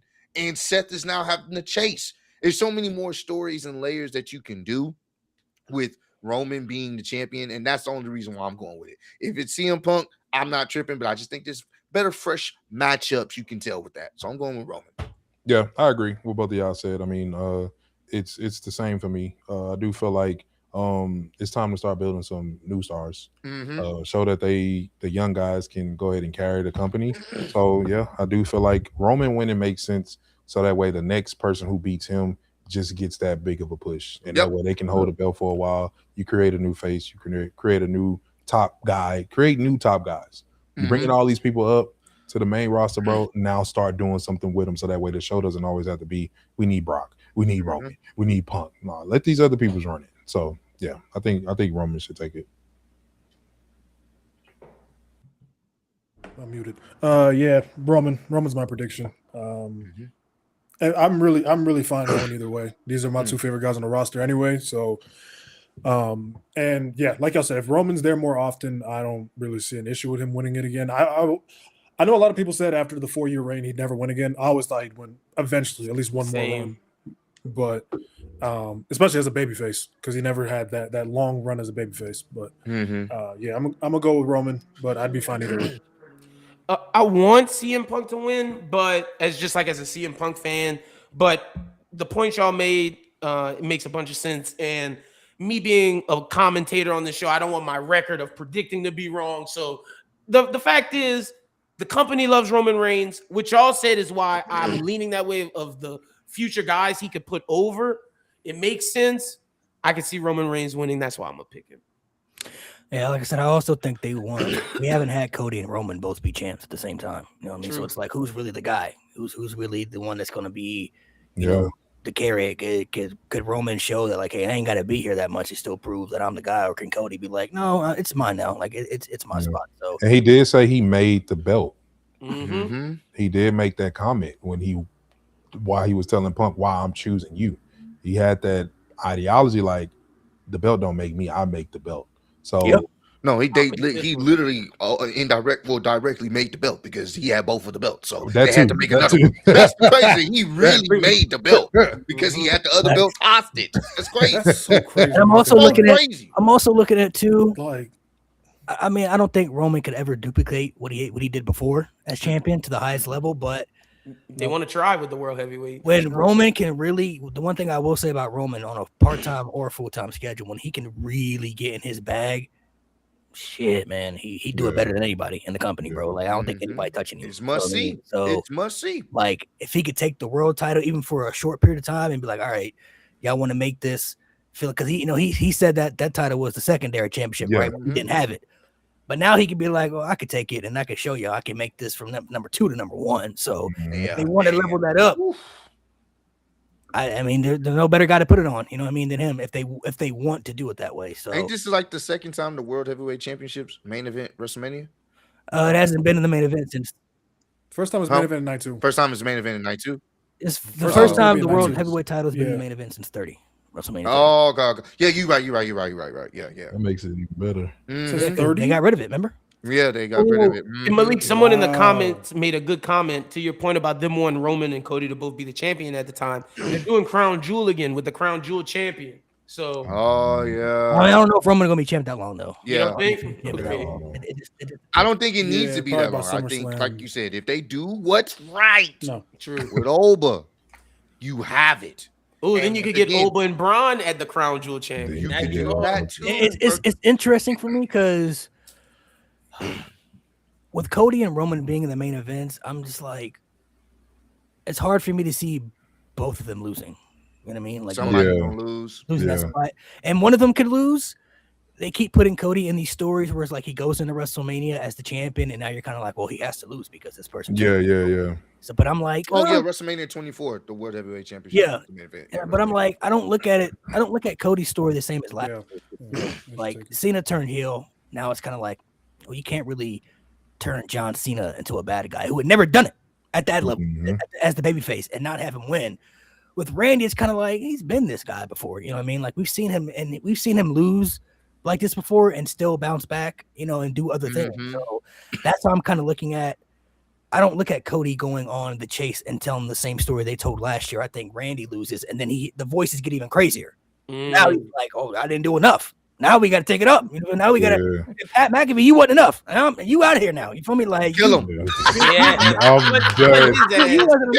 He punts. He has a family, Ross. That might be the way. That might honestly be the way they can maybe bounce back and interest it, because I don't think leading into Mania they can possibly do that. But if Randy doesn't win, he could realize the voices get even crazier. And Pat McAfee, you wasn't. I'm listening to you. It wasn't good enough, bro. You feel me? Please punt kick him. You out of here. Yeah. You out of here. You feel me? So it makes sense why Pat McAfee says if he loses, he'll never come back because I promise you, bro. Punt kick him back to his show. Please. To the couch. Oh my God. I also think too. Get him off my screen. I also think that brings a more seriousness to Cody too, where it's like we saw him get down, because there's some people who still think he's cookie cutter and think he's too goody two shoes and he doesn't know how to be that guy, even though like Dub said, we saw it with Kevin Owens, but some people just bypass that, you know, like they didn't have it. Nah, he killed. If he can get down and dirty with this Randy's not realizing that he got to turn it up even further, you feel me? Which might be something that we haven't seen. True. Like how more devious can Randy get? You know what I mean? Like we don't even know. We might not. What if he goes to his house? I picked up your daughter for school today. Like, wait a minute. Shit, sitting like, by the say, what if he picking up his daughter from preschool or something like that? bomb. Like, you know, like she like Uncle Randy, and he's like, come on. Now Cody's like, oh, this is what we're doing. So that's what I was thinking. What was gonna happen this Friday? Because I was like, oh, he's like, hey, Cody, hey, I think you forgot something. That's what I thought too. I'm like, oh, is this nigga at his house? I'm like, oh, okay. No, it's just fucking. I was like, bro, back this nigga up, kick him in the head, get him out of here, bro. Bro, when Randy came on that screen, I was like, yes, it's happening. It's time. Can you imagine that? One thing, can you imagine if he punt kicked that dog, bro? Oh, bro. Peter would have been on the call. Think about it. Think about that for a second. Nuts. Think about that for a second. You know how sympathetic people can be for animals. Booing him, especially dogs. And they wouldn't even have to show it. They just cut the camera and like imagine that, bro. Imagine Randy getting booze. Oh yeah. Oh, there's no way you can cheer for it, bro. There's no way you punt kick a dog, bro. It's over. And you still cheer for him? You're devious, bro. This is evil. You're devious. That's what they need to do. Hey, if they need help getting Randy booed, This is what you do, bro. Yes. This is Just what you call do. us creative. It's super simple. What y'all got to do? It's super simple. We Somebody have said John Wick Cody. KO and we can't do this. Ain't we wanna that vote what that happened? match. Ain't that what happened in the John Wick movie? Once they killed his dog, he started with He started going Yeah, crazy. he started going crazy. Yeah. Bro, they Crazy. could have, like, thinking of how people want to do Homelander Cody, bro, they could have switched it on his head and made Randy this Homelander character and have Cody be this butcher-ass character chasing him. And I'm just saying that because I know the boys are back, but there's so much they could have done, bro. So much. Yeah, I feel like that's how I'm kind of looking at the story. I don't look at it the same last year where it's like, I don't think Randy needs to win. Like Cody can win. He's the guy. And then now Randy goes even more crazier with these stuff. And then like That's a with good Roman and point. Punk, you can go back and forth. I guess it just depends on how you look at it. Yeah.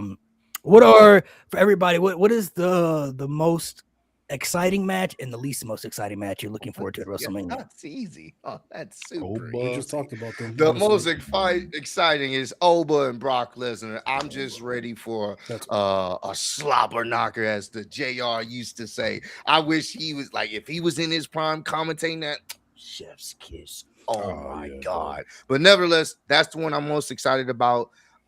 It's the thing is, it's so sad because it's starting to become the Cody and Randy. It's like a tier above.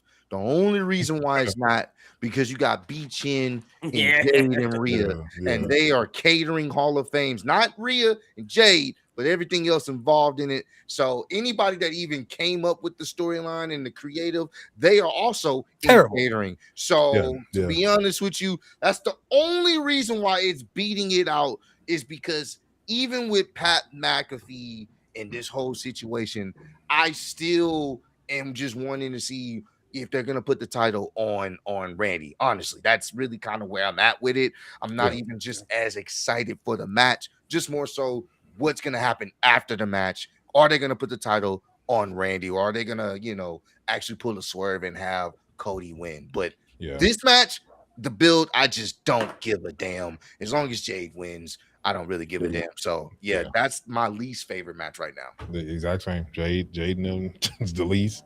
Oba is gonna carry, and hopefully it doesn't mess up the rest of my night. Yep, simple as that. What about you? I said hopefully Jade wins. I don't care either way. That's how much I don't care about this match. I'm so excited for night 2 because that card on paper is really good. Like, literally, Punk and Roman is my most excited, like the match I'm most excited for because, like I said, it's like my dream match. I've been wanting that match for years. But yeah, Jade and Rhea, I'm legit gonna go get a snack while that match happens.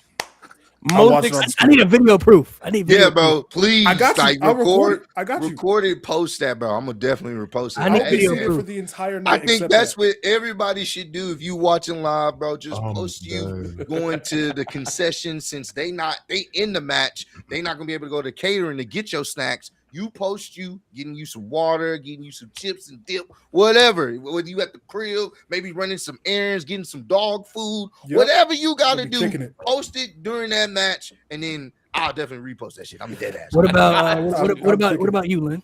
Least exciting, JFC, baby. It's the JFC. For sure.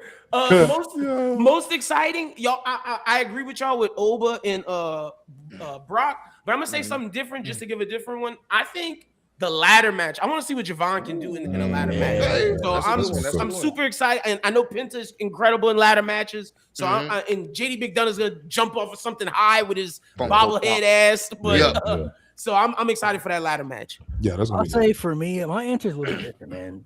If I'm being honest, the least exciting match for me, I don't really care for that U.S. title match, bro. The fact that Melo's not in there, bro. That's understandable. I get it. Like, that's fair. I was for sure convinced, like, Melo still lost, but like they're still gonna put him in there. They still gonna do it. And then when he said on SmackDown, I'm gonna come back for my title after Mania. That was a shot to the not gut. in it. And then they sent him to Come catering. on, man. Yeah, that was So a shot to already the told him gut. go to catering, bro. It's disgusting. that way. I was That like, was ah, nasty. bro. He That was don't. nasty. Nah, bro. He Like, don't I'm not deserve to be saying no I know caterer, bro. Trick and Sammy can still have a good match, but it doesn't Yeah. it doesn't Sure. interest me, bro. I'm not I get it. interested in it. That's fair. I don't care too much. We're for probably it. gonna get a double turn if we're being honest. I Yeah, can see definitely them are. doing Yeah. a fucking And double I turn. maybe they do a double Which turn, is but trash even, to me because even Trick's if they the do the heel. double turn, like if they do the double turn and Sammy wins, and it's just like, Yeah, that's worse. That's Yeah, Oh, that's way even- worse. come on, man. Like it just. I love I Sami know. Zayn, but I know that's- Melo Yeah, I love wouldn't Sammy have. too, but no. I know Carmelo wouldn't have won, but it's like with him not added to that match, I feel He like should that have been would have there. added more pizzazz to the match. I think it would have made the match better too overall. And But you could tell, you can start cooking those stories because Yep. I'm sure there would have been a situation where if you have Trick win, now you can. Well, hey, there was Sammy involved in that. Let's run our one-on-ones. You Yeah. know what I'm saying? Because they have history, and you could have built at least these last 2 weeks, expounding just a little bit of the history that people don't know from NXT, and kind of build up this story that, hey, look, we may have to work together to get rid of this motherfucker right here, Sammy. Yeah. You know what I'm saying? Like you can do that. There's so many ways they could have did And that. see, that's why I agree with Dub. I wanted Ilya to be in there so he could have took the pin. So Melo had the excuse to be like, Exactly. "Nah, I want my ones. Like, let's run our Exactly. feud for Yeah. real." You at least make Honestly, him safe. Yeah, when facts. Mania comes around, obviously there's going to be people who aren't on the card. They're going to be sacrificed. Like Tiffany ain't got nothing this year. Yep. Yeah, Chelsea Coachella. Green ain't there. Chelsea Yeah, Green ain't there Coachella. this year. EO might miss. You know what I'm saying? Mhm. Like Mello and like there's just certain people that I feel like that should be on Mania, and I just feel like Mello was a part of a story that made sense for him to be there, and then they purposely left him off. I just don't like it. So did Melo actually miss? Damn. Yeah, He wasn't on Mania last year either. Yeah, he And he missed. Y'all He was the y'all missed it, bro. Andre the I Giant. know what he I meant. got it. I got it. But Then he he missed. definitely he missed. He said And he it's don't not. miss. He missed again. How you missed 2 years in a row, bro? Come on, It's man. not even his fault. It's Melo keep it's missing. creative. How's they gonna change his name to They Melo? got Keep missing. creatives like Wimby and right when Melo he shoot, keep he goes missing. tens and just grab Yeah, that shit. Melo keep missing, bro. That's cold. Oh man. All right, before we head off here, this is just for Dub and G. Dub and sorry, no, I said G. This is for Dub and Ross only. We do this game on here called Pick Between the Two. So Okay. since Mo and Lynn have done this many times, we'll keep them out of it. This is just between you two. What I'm gonna I do is got to dip, Malik. I appreciate y'all. Nice meeting y'all. All Hey, right, bro. Brody. Ross, All right, nice appreciate meeting you, Brody. Dub. man. Y'all take it easy. For sure. All right, Likewise. so the game is pretty simple. This will be in the clutch edition, I guess you could call it. Hey. In the clutch edition, pick between the two. You're just gonna tell me what superstar you think is better between the two individuals that I name. It's just gonna be a preference between who you think is better overall. So I just want to see how much y'all have in common and how much y'all don't have in common when it comes to these picks here. So first one I got up, and I'll let Ross go first, and then Okay. Dub, you can go afterwards. Okay, cool. So pick between the two in the clutch edition. Who is the better superstar overall? Starting off with The Undertaker or Stone Cold Steve Austin? Stone Cold. I mean, you see the belt back there, and I love the Undertaker. You see the belt back there? You see that? You see that? Yeah. It's last Stone. break. I lose my shit. It's Stone Cold, bro. I got in trouble. I had fear over the Undertaker. Same here. Nigga used to scare me. I was like, he's an undead man. How do you beat that? Yeah. No, I'm good. And I grew up in a Christian house. So you talk about dead people. I mean, I know Stone Cold was over the edge, but yeah, Undertaker did a little too much with dead stuff. Sacrificing people. What's your answer? You going with Stone Cold? Stone Cold. Stone Cold. Okay. Give me a hell yeah. Mo, you want to put yours in here real quick? Just to be different. This is like literally neck and neck for me, but I personally go Taker just for the longevity. But peak wise, Stone Cold guy. Okay. Yeah. So wait. What's your answer then? You can't do No, that. Taker. Overall, Okay. Taker. Okay. Okay. He said, what's your answer? All right. So what about this next one? We got Roman Reigns or Randy Orton. Ooh, fuck. Damn it. The thing is, That's not Ran- fair. the thing is, Roman really didn't reach his peak until recently, till like COVID, honestly. Majority of his babyface run was not good. Outside of the Shield stuff, it wasn't good. So the only reason why, even though I love Roman, where he's at now, I'm just not gonna ignore that gap where it was just like, oh brother, get this guy off my TV screen. At least with Randy, it's been just consistently for the most part. Yeah, they had some up and downs with his booking, but for the most part, you know what you're gonna get with Randy. He has one of the most iconic finishers of all time. Everybody knows what it is. I'm going with Randy Orton, man. Yeah, and I wasn't even watching when Roman was going through that little phase, So so I'm glad I missed that whew, whole suffer you know, succotash. Good before the God, dog before- food. yeah. Oh my God. But I'll go Randy for longevity. Like I think like just you can't really beat how long he's been able to be consistently him for as long as he has. So Without for Pat longevity, yeah, pre-pack. Pre-pack. Yeah, pre-pack. Pre-pack. So I'll go Randy. Oh, you can put yours in here too if you want. All time, I actually have Roman slightly above Randy Orton. Just because the peak again, ridiculous. Like Randy doesn't quite have a peak like Roman, but his longevity, he's gonna end up with the greatest longevity we've ever seen. Okay. But I'm gonna go Roman Reigns on this one. Yeah, I think that one just depends on what you value more, longevity or peak. I don't think Yeah. Randy's ever had a peak like Roman's ever reached, but Roman never had the longevity consistently just being consistent on the roster to just, being good or just like kind of steady. So Yeah. next one, we got Triple H Being or prominent, CM Punk. You want me to start off, Ross? Look in my eyes. You Start nasty off, for Ross? that one. What do you you nasty see? for that Dakota person. I didn't even have to see CM Punk like I didn't even have to see CM Punk like that to pick him up with Triple H. It's CM Punk, man. Yeah, it's CM Punk, bro. Oh, y'all both going CM Punk? Okay. Yeah, CM Punk. Yeah. That's my guy. Well, go ahead, you can if you want to. I used to hate Triple H too. So I keep going against Hey, him. I hey, got hey, Triple H. hey, hey, I got Triple H. Him and his damn sledgehammer. See, when I started watching, he was a babyface. So I'm like heel, That's why. evil Triple Yeah. H was like right before my time. no, Like, I that grew up nigga in the used to peak piss me of off, Triple bro. H. Why Triple H? Attitude, Tell yeah. me why. But even when I go back and watch like old heel Triple H, I love him then It's different too. So because it's you like, loved him first. maybe Yeah, it's because just you loved Yeah, him you loved first. him first. Yeah. Yeah, exactly. I It's hated that different. nigga, Yeah. bro. I was so glad when Stone Cold tipped his car over and it flipped over. I thought that nigga was Yeah. dead. The crazy. forklift, I just watched that. I'm like, I hey, just why are we watched- sitting on here? Go to the next clip. Yeah. Okay, yeah. Yeah, for me, I guess for me, I never hated Triple H. Like he wasn't somebody that I was like I hated that. I hated him. Like I I hated never hated Triple H. In I a hated good him. way. I hated him before Brock. I hated Punk at one point. Wow, I actually hated Punk really? at one point. Like despised him because I'm a Jeff Hardy fan. I despised Punk for a I minute. get it. Like for like I get 5 it. years, there was nothing. Like even like Money in the Bank, like I I hated get it. it. Like I during that get it. time, like What he I did to hated Jeff it. was cold. That shit was cold. I'm over it now. Let's see. We got a couple more here. We got Uh-huh. John Cena or Shawn Michaels.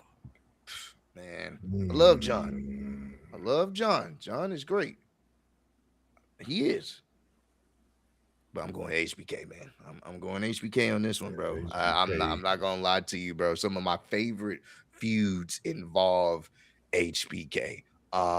Even though obviously he did have that hiatus in those few years, I still, even when he came back, he had put on some banger fucking matches when he was a part of the first elimination chamber. That's a very fond memory of mine.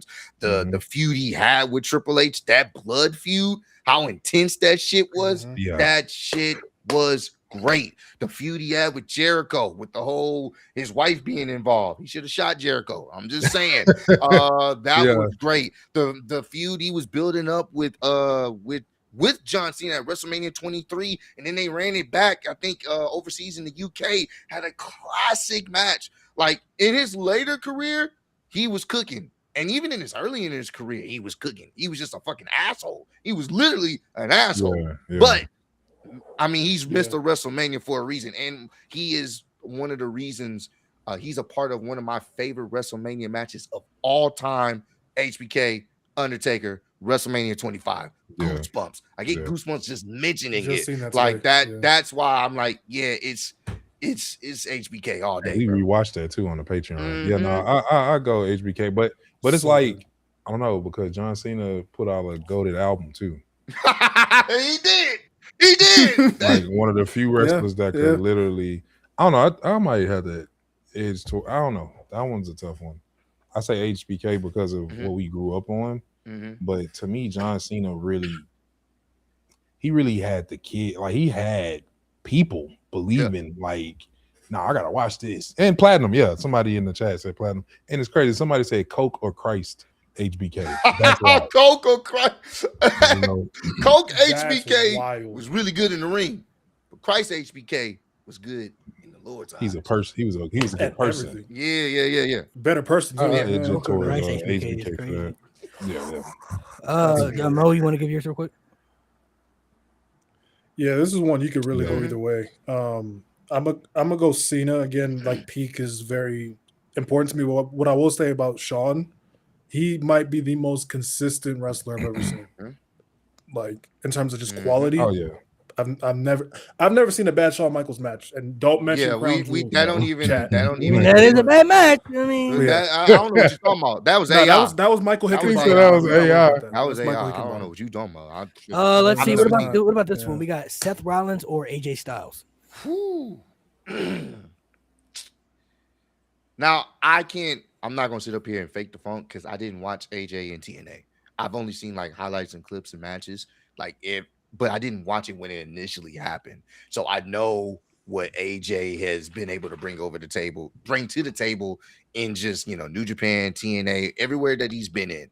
So I can only go off of what I most of the time seen, and I was able to see Seth Rollins more than anything else. But I can also understand that AJ Styles, I mean, it's fucking AJ Styles. I honestly think he could still go, honestly. Like, I think he just chose to retire, but I honestly think if he was still at WrestleMania, like still wrestling, he would be able to give us a very good match. It's not often that you see bad AJ style matches. Like, anything I've seen of him has been fucking phenomenal. No pun intended. But I can only go off of what I've seen. So I would have to go Seth because I don't want to be one of those people. Oh, yeah, I'm going to go with everyone else, automatically will go with. But I didn't watch his rise in TNA because I feel like that's a very important thing that needs to be mentioned because he did some great stuff in WWE. And I love how, they eventually got behind him and you could tell like he is the reason. He is, one of the bright spots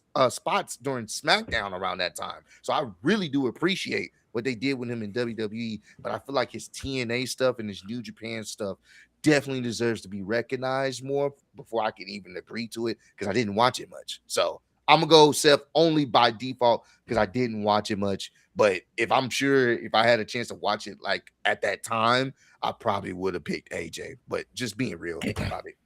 Yeah, I mean, coming back into the wrestling years ago, I didn't like Seth. Oh, okay. He was kind of annoying, especially when people. I knew he had won me over when we was at Raw this Monday. Yeah, my dumb ass is in the crowd. You feel me? But because I like AJ's style, like in his charisma and the way he kind of. He was cold at wrestling in the ring to me personally, and he was just kind of like one of them dogs. You feel me? But I don't know. This one will probably be pretty much even kill because Seth did kind of grow on me, especially after him and that Matt Riddle confrontation. Like that was like, all right, okay, Seth. Oh yeah, that was pretty good. And I'll probably edge Seth only because AJ already had like that respect value within wrestling around the time when I was watching it, but Seth was really like they was giving him the opportunity to really cook.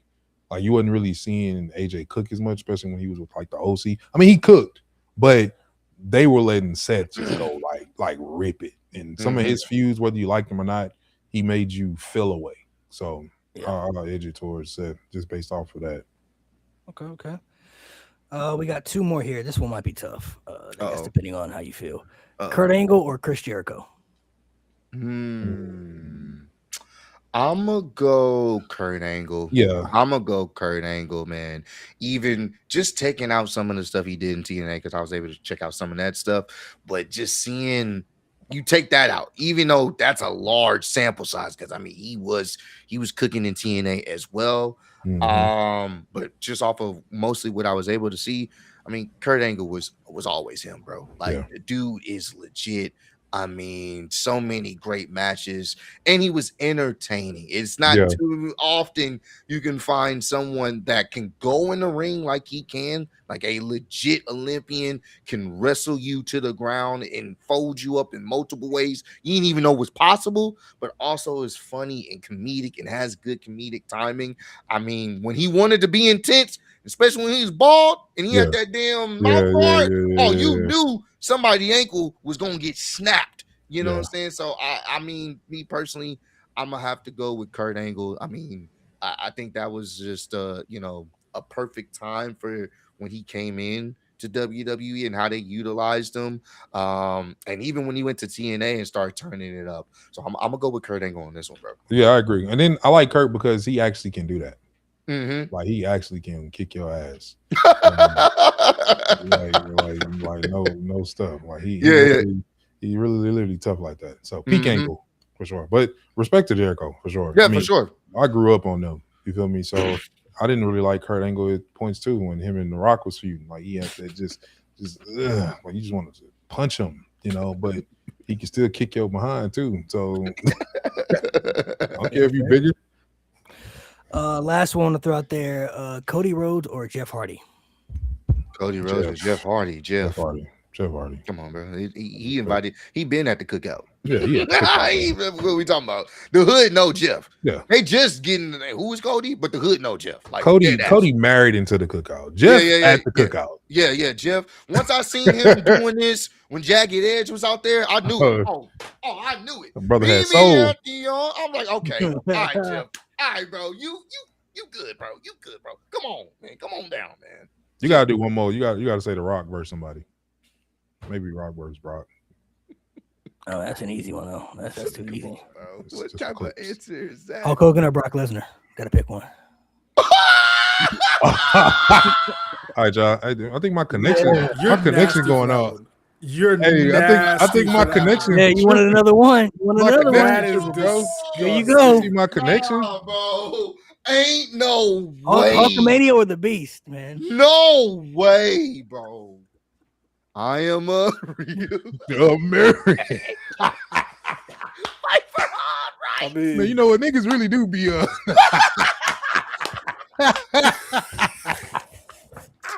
niggas do be tripping sometimes. Hey, he had a cold theme song. I ain't gonna cap it. His theme song was kind of cool. I'm not gonna cap. It's just like Hey, you know what theme song better? You know what theme song that's better than? What? Slow Chemical. All right, bro. there you go, All right, Lauren bro. again. I appreciate you. Yeah. Matter of You know what fact, I'm saying? you made me All have to do right, it again. Real All right, American. All right, bro. All right, Go bro. to theme right there. All right, bro. All right, Top bro. tier All right. theme. All right, bro. Say, hey, No lies nah, being that told, is bro. No lies being wild. told over here. I don't Nah, see no bro. lies. I don't see no lies. All right, bro. That's all right. They said Malik got the yellow do-rag Yeah, I for a see. reason. I'm Oof. done. I see. It makes sense now. It all comes full circle. So I say, well, let me tell you something, brother. You wanted one. I don't know who I can match. Let's see. I'm trying to think That of is the Rock. wild. Use all the top tier people that you could use for the Rock. Let's say Rock and Austin. What were you saying? Rock or Austin? Woo! I'm more I of a, got it's really 1 and 2, like 1A, 1B for me, but Yeah, it'll bro. definitely be Rock. it'll be Stone Cold for me. Yeah, those are interchangeable. It just Yeah. depends on what Yeah, day, yeah, actually. yeah.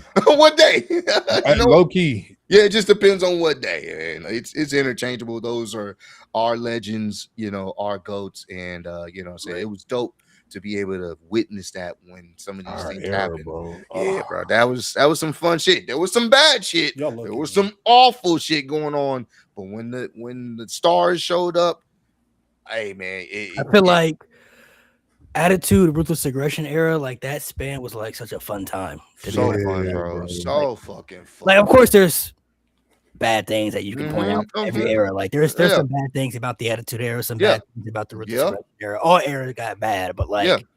you look at the stars that was in there, the stars that got built, the stories, the Mm. moments, like that was peak time to be like a real, especially if Yeah. you're just into WWE alone. Like Yeah. that time frame, Attitude era, Ruthless Aggression era, like Oh man, that was a real fun time. Too. I'm so glad I caught the little bit of the Ruthless Aggression. Before- I'm glad I got that. little Before bit. social media. Yeah, before Mhm. switched Before over. social media, social before everybody media, was all up that stuff, with like- phones, you were in the moment, bro. So It just, fun, bro. I thought people was really dying. Yeah. I just, it was a lot.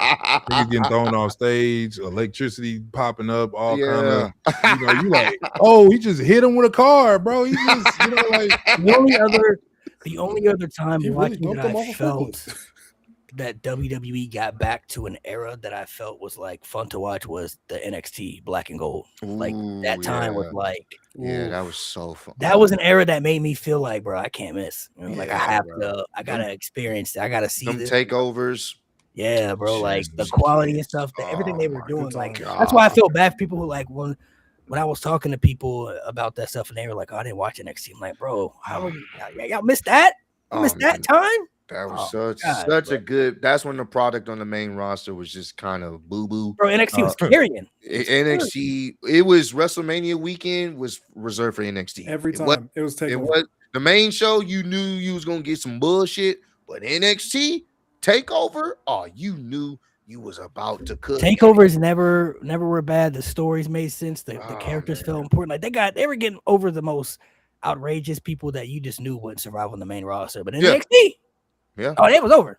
That was over in NXT. Like you just it had that feel to it, man. Like NXT, like 20.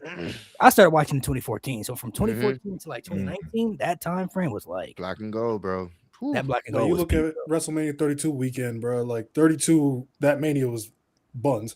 And then Takeover Dallas was just Takeover. We had Takeover New Orleans, and then you had WrestleMania 34 the next day, bro. There it is. The Malik WrestleMania. That's how big of a gap it was, bro. Yeah, Mania 34, and then but the Takeover New Orleans the day before, bro. So peak, bro. Man. So peak. Like that time frame was really special, man. What a time! What a time, man. All right, guys, we're gonna go ahead and sign off. Make sure you guys subscribe. We've been on here longer than I wanted to, but time pass by when you're having fun, man. For sure. Had a lot to talk about, man. So appreciate you guys for coming through in the clutch. Make sure you guys subscribe to their stuff. Check out their YouTube's, Twitch.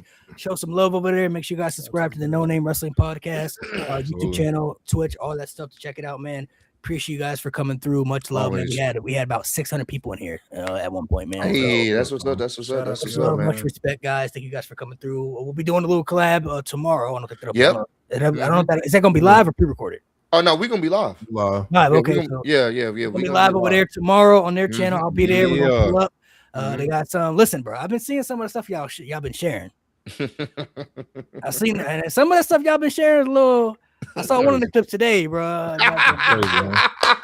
The toenails, that shit was crazy. I said, hold up, bro. What is going on, man? It was crazy when I was hearing it. I'm like, hey, I was like, whoa. Dude was doing that.